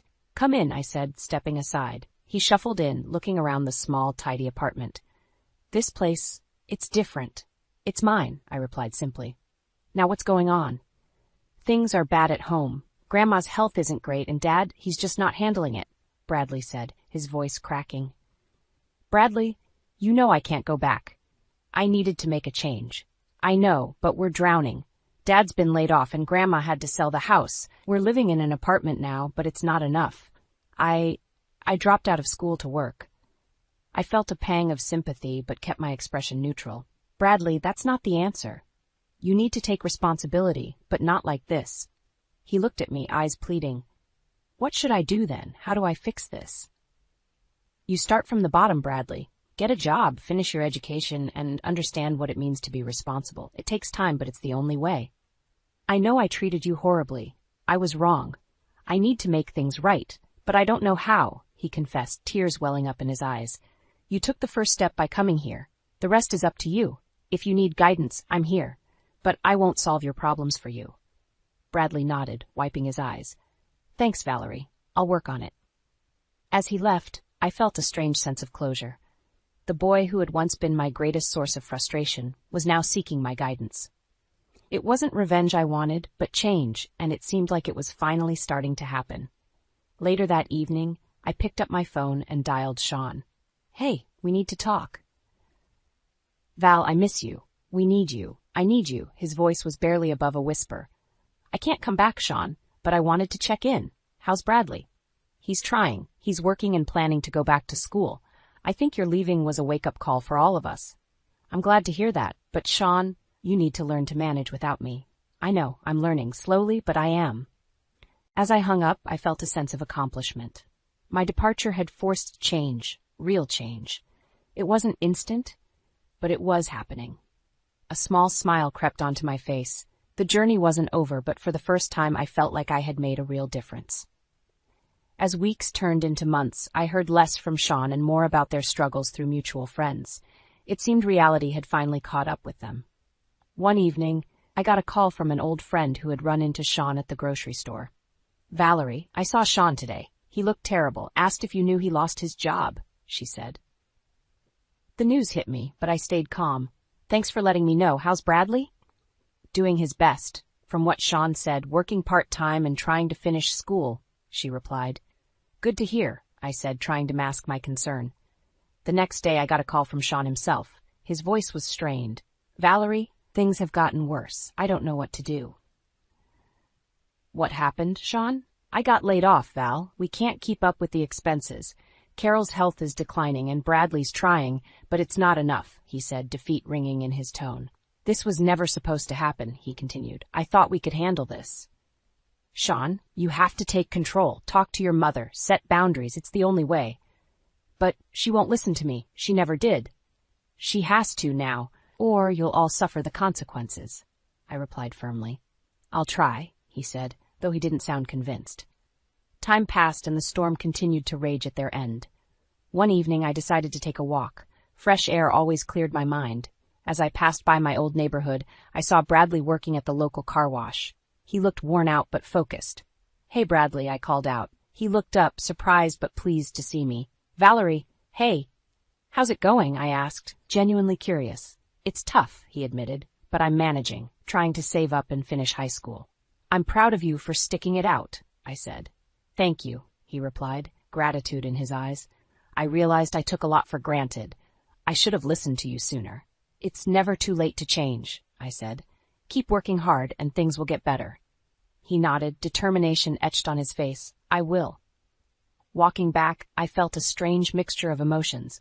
I cared for them, but I also knew they needed this struggle to truly understand the value of responsibility. A few nights later, I received another call from Sean. This time, his tone was desperate. "Val, Carol's health is really bad. We had to sell the house and move into a small apartment. It's all falling apart." "I'm sorry to hear that, Sean. You two made choices that led to this," I said, trying to stay firm but compassionate. "Can you help, Val? Please." "I don't know what else to do," he pleaded. "You need to face this, Sean. Learn from it." "I see that now. I see how much we relied on you, but it's too late," he said softly. "You can still turn things around. Focus on Bradley and make things right with him." "I will. Thank you, Val." As we ended the call, I realized their downfall was the wake-up call they needed. It was painful to see them struggle, but necessary for true change. They had to experience the consequences of their actions to learn and grow. Despite the chaos, I felt a sense of hope. Perhaps this was the beginning of a new chapter for all of us, one filled with hard-earned lessons and the promise of a better future. I was in the middle of organizing my apartment when my phone rang. I almost didn't answer it, but the name on the screen caught my eye. Sean. "Valerie, I hate to ask, but I really need your help," he said, voice strained. "What happened now?" I asked, bracing myself. "We're being evicted. I don't know where else to turn." He admitted. I took a deep breath. "Sean, you ignored my warnings for years. Why do you expect me to help now?" "Please, Val, I've realized how much you did for us. We can't manage without you." "You chose to ignore me, Sean. You need to face the consequences." "But what about Bradley? He needs stability," he pleaded. I closed my eyes, considering. "Bradley is trying to make things right, but you have to lead by example, Sean." "I'll do anything. Just help us get back on our feet," he said, desperation clear in his voice. I'll think about it, but understand this, Sean, I won't be your crutch anymore. We hung up, and I felt a mix of emotions. Part of me wanted to rush in and fix everything, but I knew that wouldn't help them in the long run. A week later, I got another call from Sean. Valerie, we've found a small place we can afford, but I need a loan for the deposit. Can you help? Sean, I'll lend you the money, but this is the last time. You have to make a plan and stick to it. I promise, Val. This time will be different. We arranged to meet at a cafe to finalize the loan. As I arrived, I saw Sean sitting at a corner table, looking more worn than I'd ever seen him. Thank you for coming, he said as I sat down. I'm doing this for Bradley, I replied. Sean nodded. I understand. We'll pay you back, I swear. I handed him the check. Make sure you do, and start taking responsibility. Bradley needs you to be strong. I know, I will. Thank you, Val, he said sincerely. As I left the cafe, I hoped this would be the turning point for them. Days passed, and I focused on my own life. One afternoon, I received a call from Bradley. Valerie, can we meet? I have something to show you. Curious, I agreed. We met at a small park. Bradley looked healthier, more focused. Look, he said, showing me a report card. I passed all my classes. I'm graduating next month. Bradley, that's wonderful. I'm so proud of you, I said, genuinely happy. Thanks, Valerie. I couldn't have done it without your guidance. You did the hard work, Bradley. Keep it up. As we sat and talked, I realized how much he had grown. He was maturing into a responsible young man. How's Sean? I asked. He's trying. He's working 2 jobs now and managing the finances better. Good to hear. Stay on track, both of you. We will, Valerie. We've learned a lot from this, he said. Walking back to my apartment, I felt a sense of closure. They were finally learning from their mistakes, and I had played my part. A few weeks later, I got another call from Sean. Val, I wanted you to know we've paid the first month's rent on time. Things are looking up. I'm glad to hear that, Sean. Keep it up. I will. Thank you for everything. As the call ended, I felt a sense of peace. My decision to leave had been the catalyst for real change. While they still had a long way to go, they were finally on the right path. For the first time in years, I felt like I could breathe easy, knowing I had made the right choices for myself and, indirectly, for them as well. A few months passed, and life carried on without much contact from Sean and Bradley. One day, while returning from the grocery store, my phone buzzed with a message from Bradley. Valerie, can you meet me at the park? Need to talk. I agreed, curious and maybe a little concerned. When I arrived, I found Bradley sitting alone on a bench, a somber look on his face. What's going on? I asked, taking a seat beside him. It's Grandma. She's not doing well. We had to sell her part of the house to pay for medical bills, he confessed, eyes downcast. I'm sorry to hear that, Bradley, I said sincerely. It's been really tough. Dad's trying, but he's stretched so thin. We're just surviving day by day. I placed a comforting hand on his shoulder. You've come a long way, Bradley. Don't lose hope. I know. It's just hard seeing everything fall apart. His voice broke. You've got to stay strong for yourself and for your dad. Thanks, Valerie. It means a lot to hear you say that. I'm always here if you need to talk, I reassured him. On my way home, I thought about Carol. She had never shown me kindness, but seeing her suffer now didn't bring me joy either. This was karma playing out in real life, teaching its harsh lessons. A week later, Sean called me. His voice was weary. Val, it's Carol. She's bedridden now, and we have to move her to a care facility. We can't handle her medical needs. I'm sorry to hear that, I replied, trying to balance empathy with my own emotional distance. Any advice on what we can do? Look into community resources. There are programs that can help you manage financially and medically. I will. Thanks, Val. I appreciate it, he said, his voice sincere. A month later, as I was strolling through town, I ran into an old neighbor who told me Carol had moved into a small apartment near the care facility. The news left me feeling a strange mix of vindication and pity. One rainy afternoon, I stopped by the local diner for a coffee. As I entered, I saw Bradley cleaning tables. He looked up and smiled when he saw me. Valerie, hey. Hey, Bradley. How's it going? Better. Dad got a more stable job, and I'm working here part-time while finishing high school. I'm glad to hear that. Keep working hard. I will. Thanks for everything, Val, he said earnestly. As I left the diner, I bumped into Sean. He looked older, more worn, but there was a glimmer of hope in his eyes. "Valerie," he said, his tone softer than I remembered. "Sean," I replied, keeping my emotions in check. "I wanted to thank you. Your leaving made us wake up. We're still struggling, but at least we're trying now. I'm glad to hear that. You know, Sean, it's never too late to change." He nodded. "We're learning that the hard way." As we stood there, the rain pouring around us, I felt the closure I had longed for finally settling in. The Turner family had learned their lessons through the trials they'd faced, and while it had been a difficult journey, it was clear they were on a path to redemption. "Take care, Sean," I said, turning to leave. "You too, Val," he replied, his voice carrying a sense of genuine appreciation. Walking away, I felt lighter. The drama and chaos that once filled my life had dissipated, leaving room for new beginnings. Bradley's growth, Sean's newfound responsibility, and even Carol's change of circumstances were all part of the greater tapestry of life's lessons learned. For the first time in a long while, I felt at peace, knowing my decisions had steered not just me, but all of us towards a better future. "Kenzie, I've got this new app idea that's going to revolutionize everything," Jack declared, eyes glued to his phone. I laughed, placing a hand on his shoulder. "Of course you do, Mr. Genius. Just don't forget to revolutionize our anniversary plans, too." Jack barely looked up.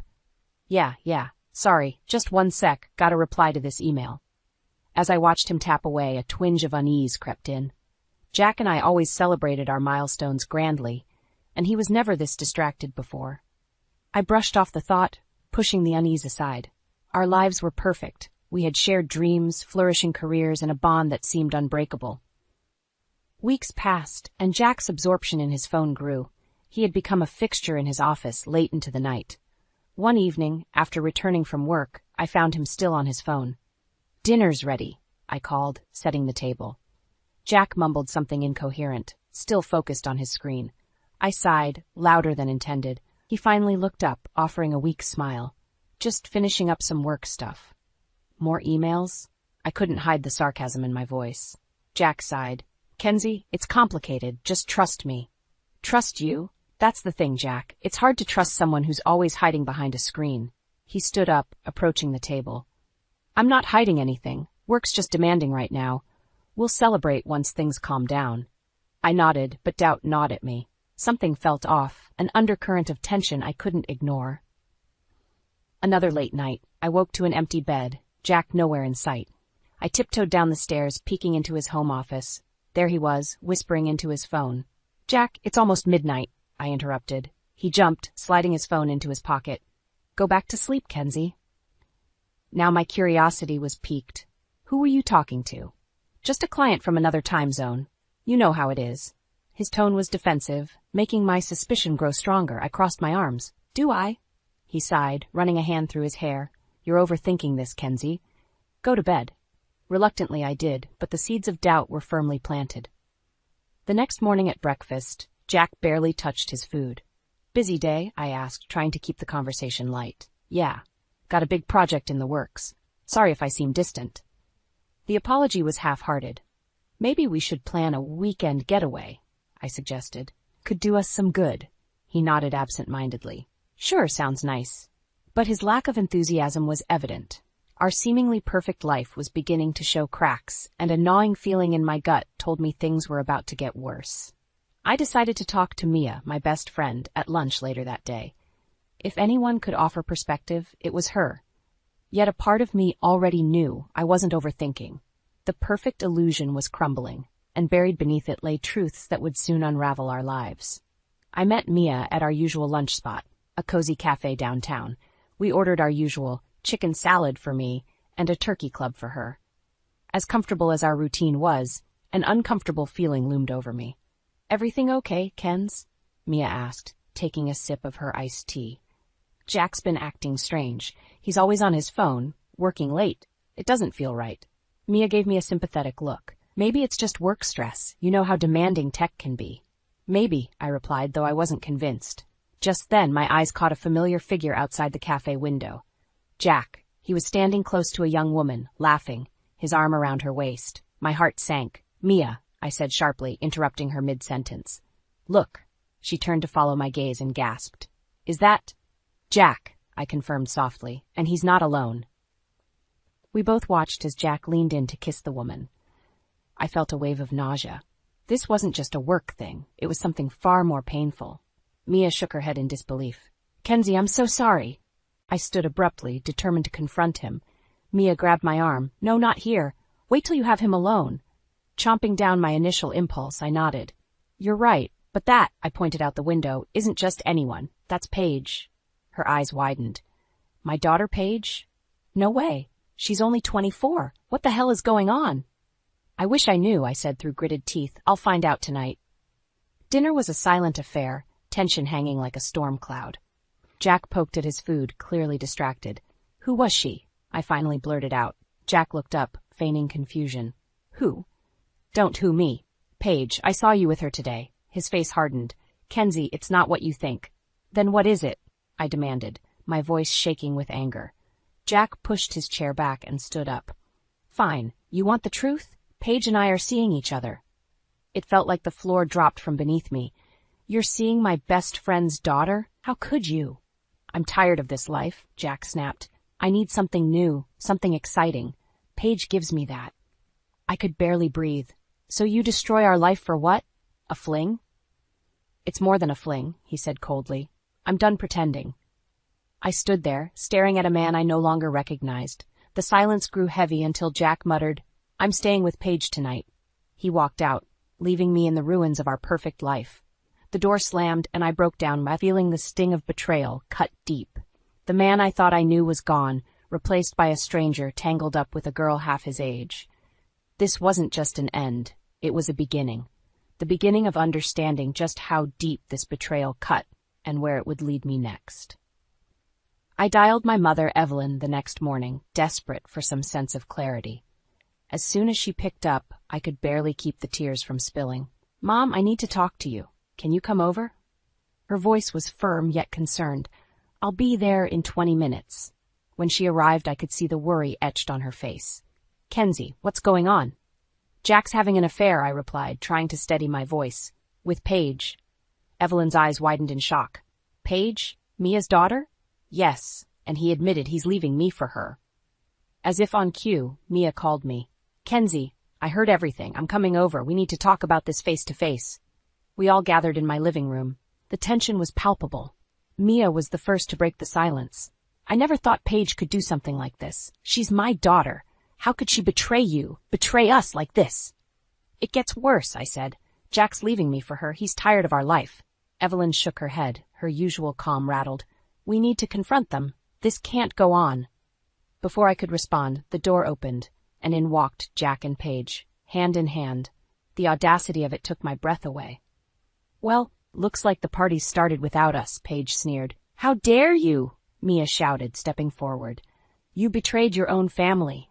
Paige shrugged, unfazed. It's not my fault you all are so boring. Jack wants excitement, and I can give him that. Jack stood there, silent but resolute. His presence was like a wall, indifferent and cold. Evelyn, Mia pleaded, say something, please. My mother took a deep breath. Paige, you've always been conniving, but this... I never thought you would stoop so low to destroy your own family. Paige rolled her eyes. Spare me the lecture, Grandma. This isn't about family. It's about what I want, and I'm getting it. You're tearing everything apart, I said, my voice barely above a whisper. Jack finally spoke. We're not tearing anything apart that wasn't already broken. I'm done living a lie. So this is it? I asked, desperation clinging to my words. You're choosing this over us? That's right. Paige answered for him, pulling Jack closer. Get used to it. Evelyn stepped forward then.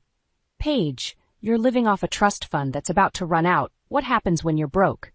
Shock rippled across Paige's face, though she quickly masked it. We'll manage, right, Jack?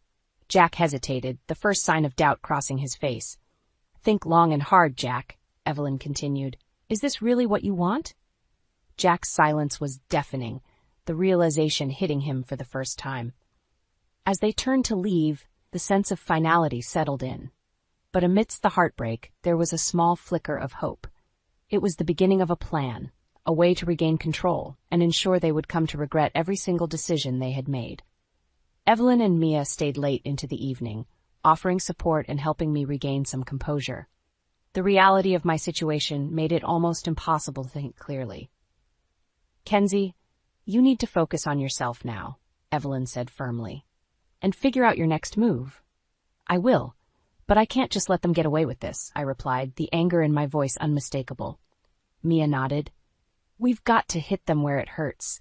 Paige's trust fund is almost gone, and Jack doesn't know that yet."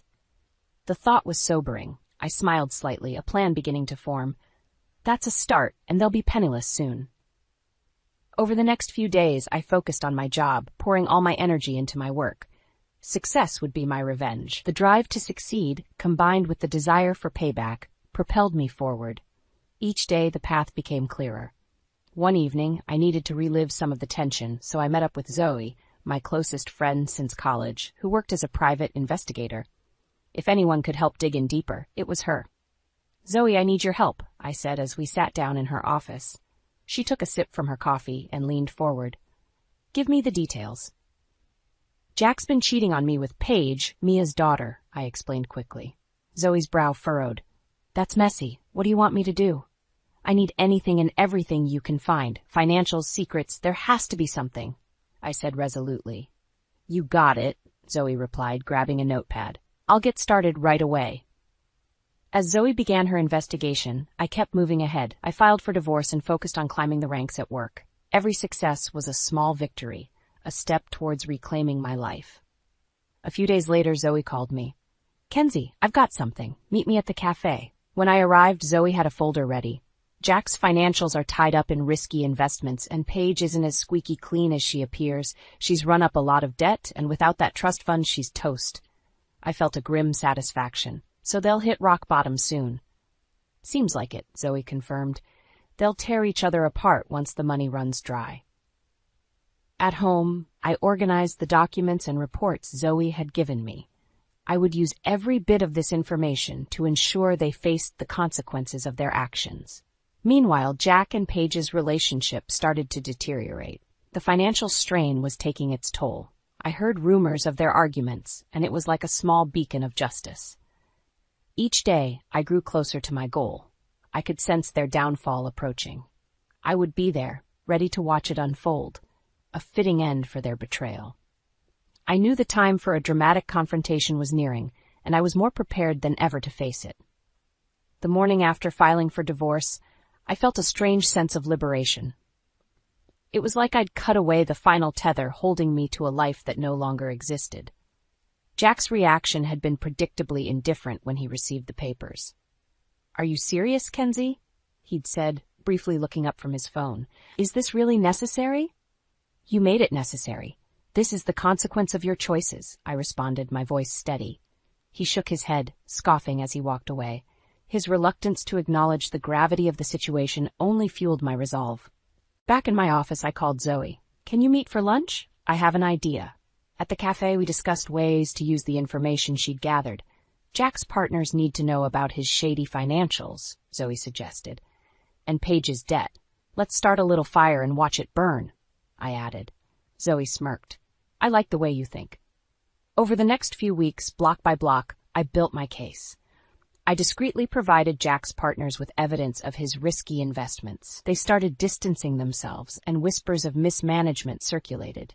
Jack was too absorbed in his downward spiral with Paige to notice the backlash coming from his associates. Meanwhile, I threw myself into work. Late nights and hard-fought achievements raised my profile within the company. It wasn't just revenge, it was also about rebuilding my life, on my terms. One evening, on a whim, I called Jack. "We need to talk." He sounded suspicious. "About what?" "Meet me at our usual spot, the coffee shop," I said, and hung up before he could protest. When he arrived, he looked worn out, shadows under his eyes. "So what's this about? How are things with Paige?" I kept my tone neutral. Jack sighed. "It's complicated. Her trust fund, it's running out soon, isn't it?" His eyes widened. "You know about that?" "Of course I do, and the debt she's accumulated." I leaned in. "Jack, you left our stable life for this mess. Does she even know?" "Since when do you care?" he retorted, frowning. "I don't. I just want you to face the reality you've created," I said, standing up. "Good luck with that." Leaving him there, stunned, felt like a small victory. This was far from over. A few days later, Zoe called me, excitement in her voice. "Kenzie, I've got something big. Meet me at my office." When I arrived, she handed me another folder. More dirt on Paige. She's been stealing from Jack's business account to pay her debts. I couldn't help but smile. This is exactly what I needed. "Ready to pull the trigger?" Zoe asked, eyes gleaming. "Absolutely," I replied. "Let's finish this." I returned home, preparing for the final stage. Jack and Paige were on the brink of ruin, and I was ready to give them the final push. Revenge was no longer just a desire. It was a certainty. And soon, they would face the full consequences of their betrayals. It wasn't long before Jack's world began to crumble. At first, I heard whispers at work about a big fallout between him and several investors. They were pulling out, leaving his latest project hanging by a thread. All the while I watched from a safe distance, quietly relishing each piece of news that slid my way. One night I was working late when my phone buzzed. It was Zoe. "You need to hear this, Kenzie. Jack just found out about Paige's secret debts. He is livid." "Where are they?" I asked, curiosity piqued. "They're holed up at their apartment. From what I've heard, things are getting heated." Part of me wanted to ignore it, but another part, a stronger part, needed to see the fallout firsthand. I grabbed my coat and drove to their place, staying out of sight but close enough to hear the raised voices echoing through the night. "Paige, what the hell? You spent how much?" Jack's voice was loud and filled with accusation. Paige fired back, equally loud. "Don't act like you're blameless. Your whole company is falling apart because of your bad decisions." Their words cut through the darkness, filled with venom. After a moment, there was a loud crash. Furniture, or maybe a thrown object. Jack burst out of the door, looking wild-eyed and frantic. I ducked behind a car, holding my breath. "Jack, come back here! We're not done!" Paige screamed from the doorway. "Done? We're done when I say we're done!" Jack shouted back, his voice echoing down the empty street. He got into his car and drove off, tires screeching. I followed at a safe distance, curiosity driving me forward. He arrived at my house, of all places. I stayed back, watching with a mix of satisfaction and curiosity as he banged on my door loudly. I waited a moment before stepping into the light. "Kenzie, please, I need to talk to you," he begged as I approached. "What is it, Jack?" I asked, my voice calm. "I can't go back there. It's a disaster. Everything's falling apart," he admitted, looking desperate. "I warned you about this," I said, keeping my voice steady. "I know you did," he said, tears forming in his eyes. "I made a mistake. Please help me." I stared at him for a long moment, feeling a mixture of pity and triumph. "I can't help you. You chose this path." "Kenzie, please." He grabbed my arm, but I stepped back, pulling out my phone. "I think it's time I call the police. You're not thinking rationally." Jack's eyes widened, panic setting in. No, I'm leaving." Just as he turned to go, Paige appeared, wild-eyed and holding something metallic in her hand. "You're not going anywhere, Jack." I quickly dialed 911, explaining the situation as Paige assaulted Jack with a barrage of accusations. Moments later, the police arrived, diffusing the situation and taking Paige away. As the chaos finally settled, I watched Jack being led away in handcuffs. The public exposure, the scandal, it was all over the news by morning. My mother, Evelyn, and I shared a quiet moment, sipping coffee and taking in the headlines. Justice had been served, and I felt a profound sense of closure washing over me. The morning after the chaotic scene at my house, I woke up to my phone buzzing with notifications. News of Jack and Paige's tumultuous fallout had spread like wildfire. Headlines splashed their scandal across every platform. My inbox was flooded with messages from colleagues, friends, even acquaintances who hadn't contacted me in years. Each message was a reminder that the truth had finally surfaced. As I sipped my coffee, my phone rang again. It was Zoe. "Did you see the news?" "I have. Couldn't happen to a nicer couple, right?" I replied, unable to hide my satisfaction. "Reports say Paige has been arrested, and Jack's been detained for questioning. The whole thing looks bad for them." "Good," I said simply. "They deserve every bit of it." A knock on the door interrupted our call. "Hey, I have to go. Someone's at the door." Opening the door, I found myself face to face with two police officers. "Mackenzie Reed?" the taller officer asked. "Yes, that's me," I replied, heart pounding. "We're here in relation to the incident last night. We need to ask you a few questions." I stepped aside to let them in, memories of the chaos replaying in my mind. They asked about Jack's arrival, Paige's outburst, and my call to the police.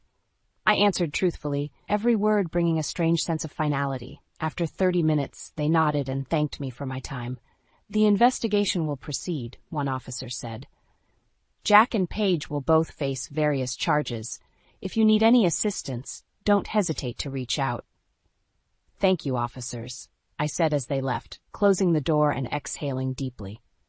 Evelyn joined me in the kitchen, having overheard the conversation. "Looks like they're finally facing the consequences," she remarked, her voice steady. "It's about time," I replied, feeling a weight lift off my shoulders. The days that followed were surreal. Jack's professional life crumbled as investors and partners distanced themselves from the scandal. His misconduct became public knowledge, and the cracks in his pristine image grew deeper. At work, I was met with sympathetic glances and hushed conversations. Yet, I remained focused, using the chaos to fuel my determination. A week later, the police called again. Jack was officially charged with embezzlement, and Paige was facing multiple counts of fraud and assault. As I hung up the phone, a sense of closure settled over me. That evening, Evelyn and I sat on the porch watching the sunset. "It's finally over," I said, feeling the release of tension. "Yes, it is," she agreed, "and you handled it all with incredible strength." As we sat in comfortable silence, a figure approached. It was Zoe, carrying a bottle of wine. "Thought this called for a celebration," she said, smiling. "Absolutely," I replied, grateful for my friends and family who stood by me. We toasted to new beginnings, the future bright and filled with possibilities. The nightmare was behind me, and for the first time in what felt like forever, I looked forward with hope.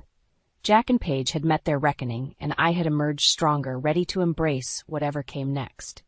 The aftermath of Jack and Paige's downfall brought a strange calm to my life. It felt like everything that once weighed me down had been lifted. My focus shifted entirely to my career, and the rewards quickly followed. Promotions, recognition, everything started to fall into place. One afternoon, I was in a meeting when my phone buzzed with a message from Mia. "Let's catch up. Need to talk." We met at the same cafe where my suspicions had first been confirmed. Mia looked visibly drained but determined. "Kenzie, thank you for everything. You handled this whole mess with such grace." I smiled, sipping my coffee. "I couldn't have done it without you and Zoe. How's Paige?" "Her hearing is next month. She's been cut off and has to face the consequences alone," Mia said, sadness and resolution mixing in her voice. "She made her choices," I replied softly. As the weeks turned into months, the legal proceedings took their toll on Jack and Paige. Jack made a few feeble attempts to contact me, but I blocked all his efforts. He was a chapter I was done reading, and I had no intention of going back. One evening, while working late again, a colleague, Mark Adams, knocked on my office door. "Still here, Kenzie?" "Yeah, just wrapping things up. How about you?" "Same.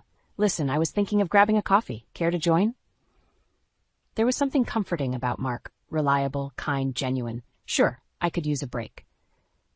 We walked to a nearby coffee shop, chatting about work, life, and everything in between. Mark's presence was a welcome change, a reminder that not all was tainted by my previous ordeal. Days turned into weeks, and our coffee breaks became more frequent. Mark's support was unwavering, a stark contrast to the deception I'd endured. One evening, as we walked back to the office, he stopped and turned to me. "Kenzie, would you consider maybe dinner this weekend?" It caught me off guard, but in a good way. I smiled. "I'd like that, Mark. I'd like that a lot." Our dinner date was a turning point. Conversation flowed easily, laughter came naturally, and for the first time in a long time, I felt genuinely happy. Mark was different, steady, caring, and supportive in a way that Jack had never been. Months passed, and as my relationship with Mark blossomed, I finally felt the scars from Jack and Paige's betrayal start to heal. Closure wasn't a single moment, but a series of small victories, of new memories replacing old wounds. One evening, as Mark and I sat on my porch, watching the sun dip below the horizon, he turned to me. "Kenzie, I want you to know I'm here for the long haul. No games, no lies." I looked into his eyes, seeing nothing but sincerity. "Thank you, Mark. That means more than you know." As the stars blinked into existence, I realized my life had come full circle. The chapters of betrayal and revenge were closed, replaced by hope and a genuine connection. With Mark by my side, I was ready to embrace the future, knowing that this time it was built on trust and mutual respect.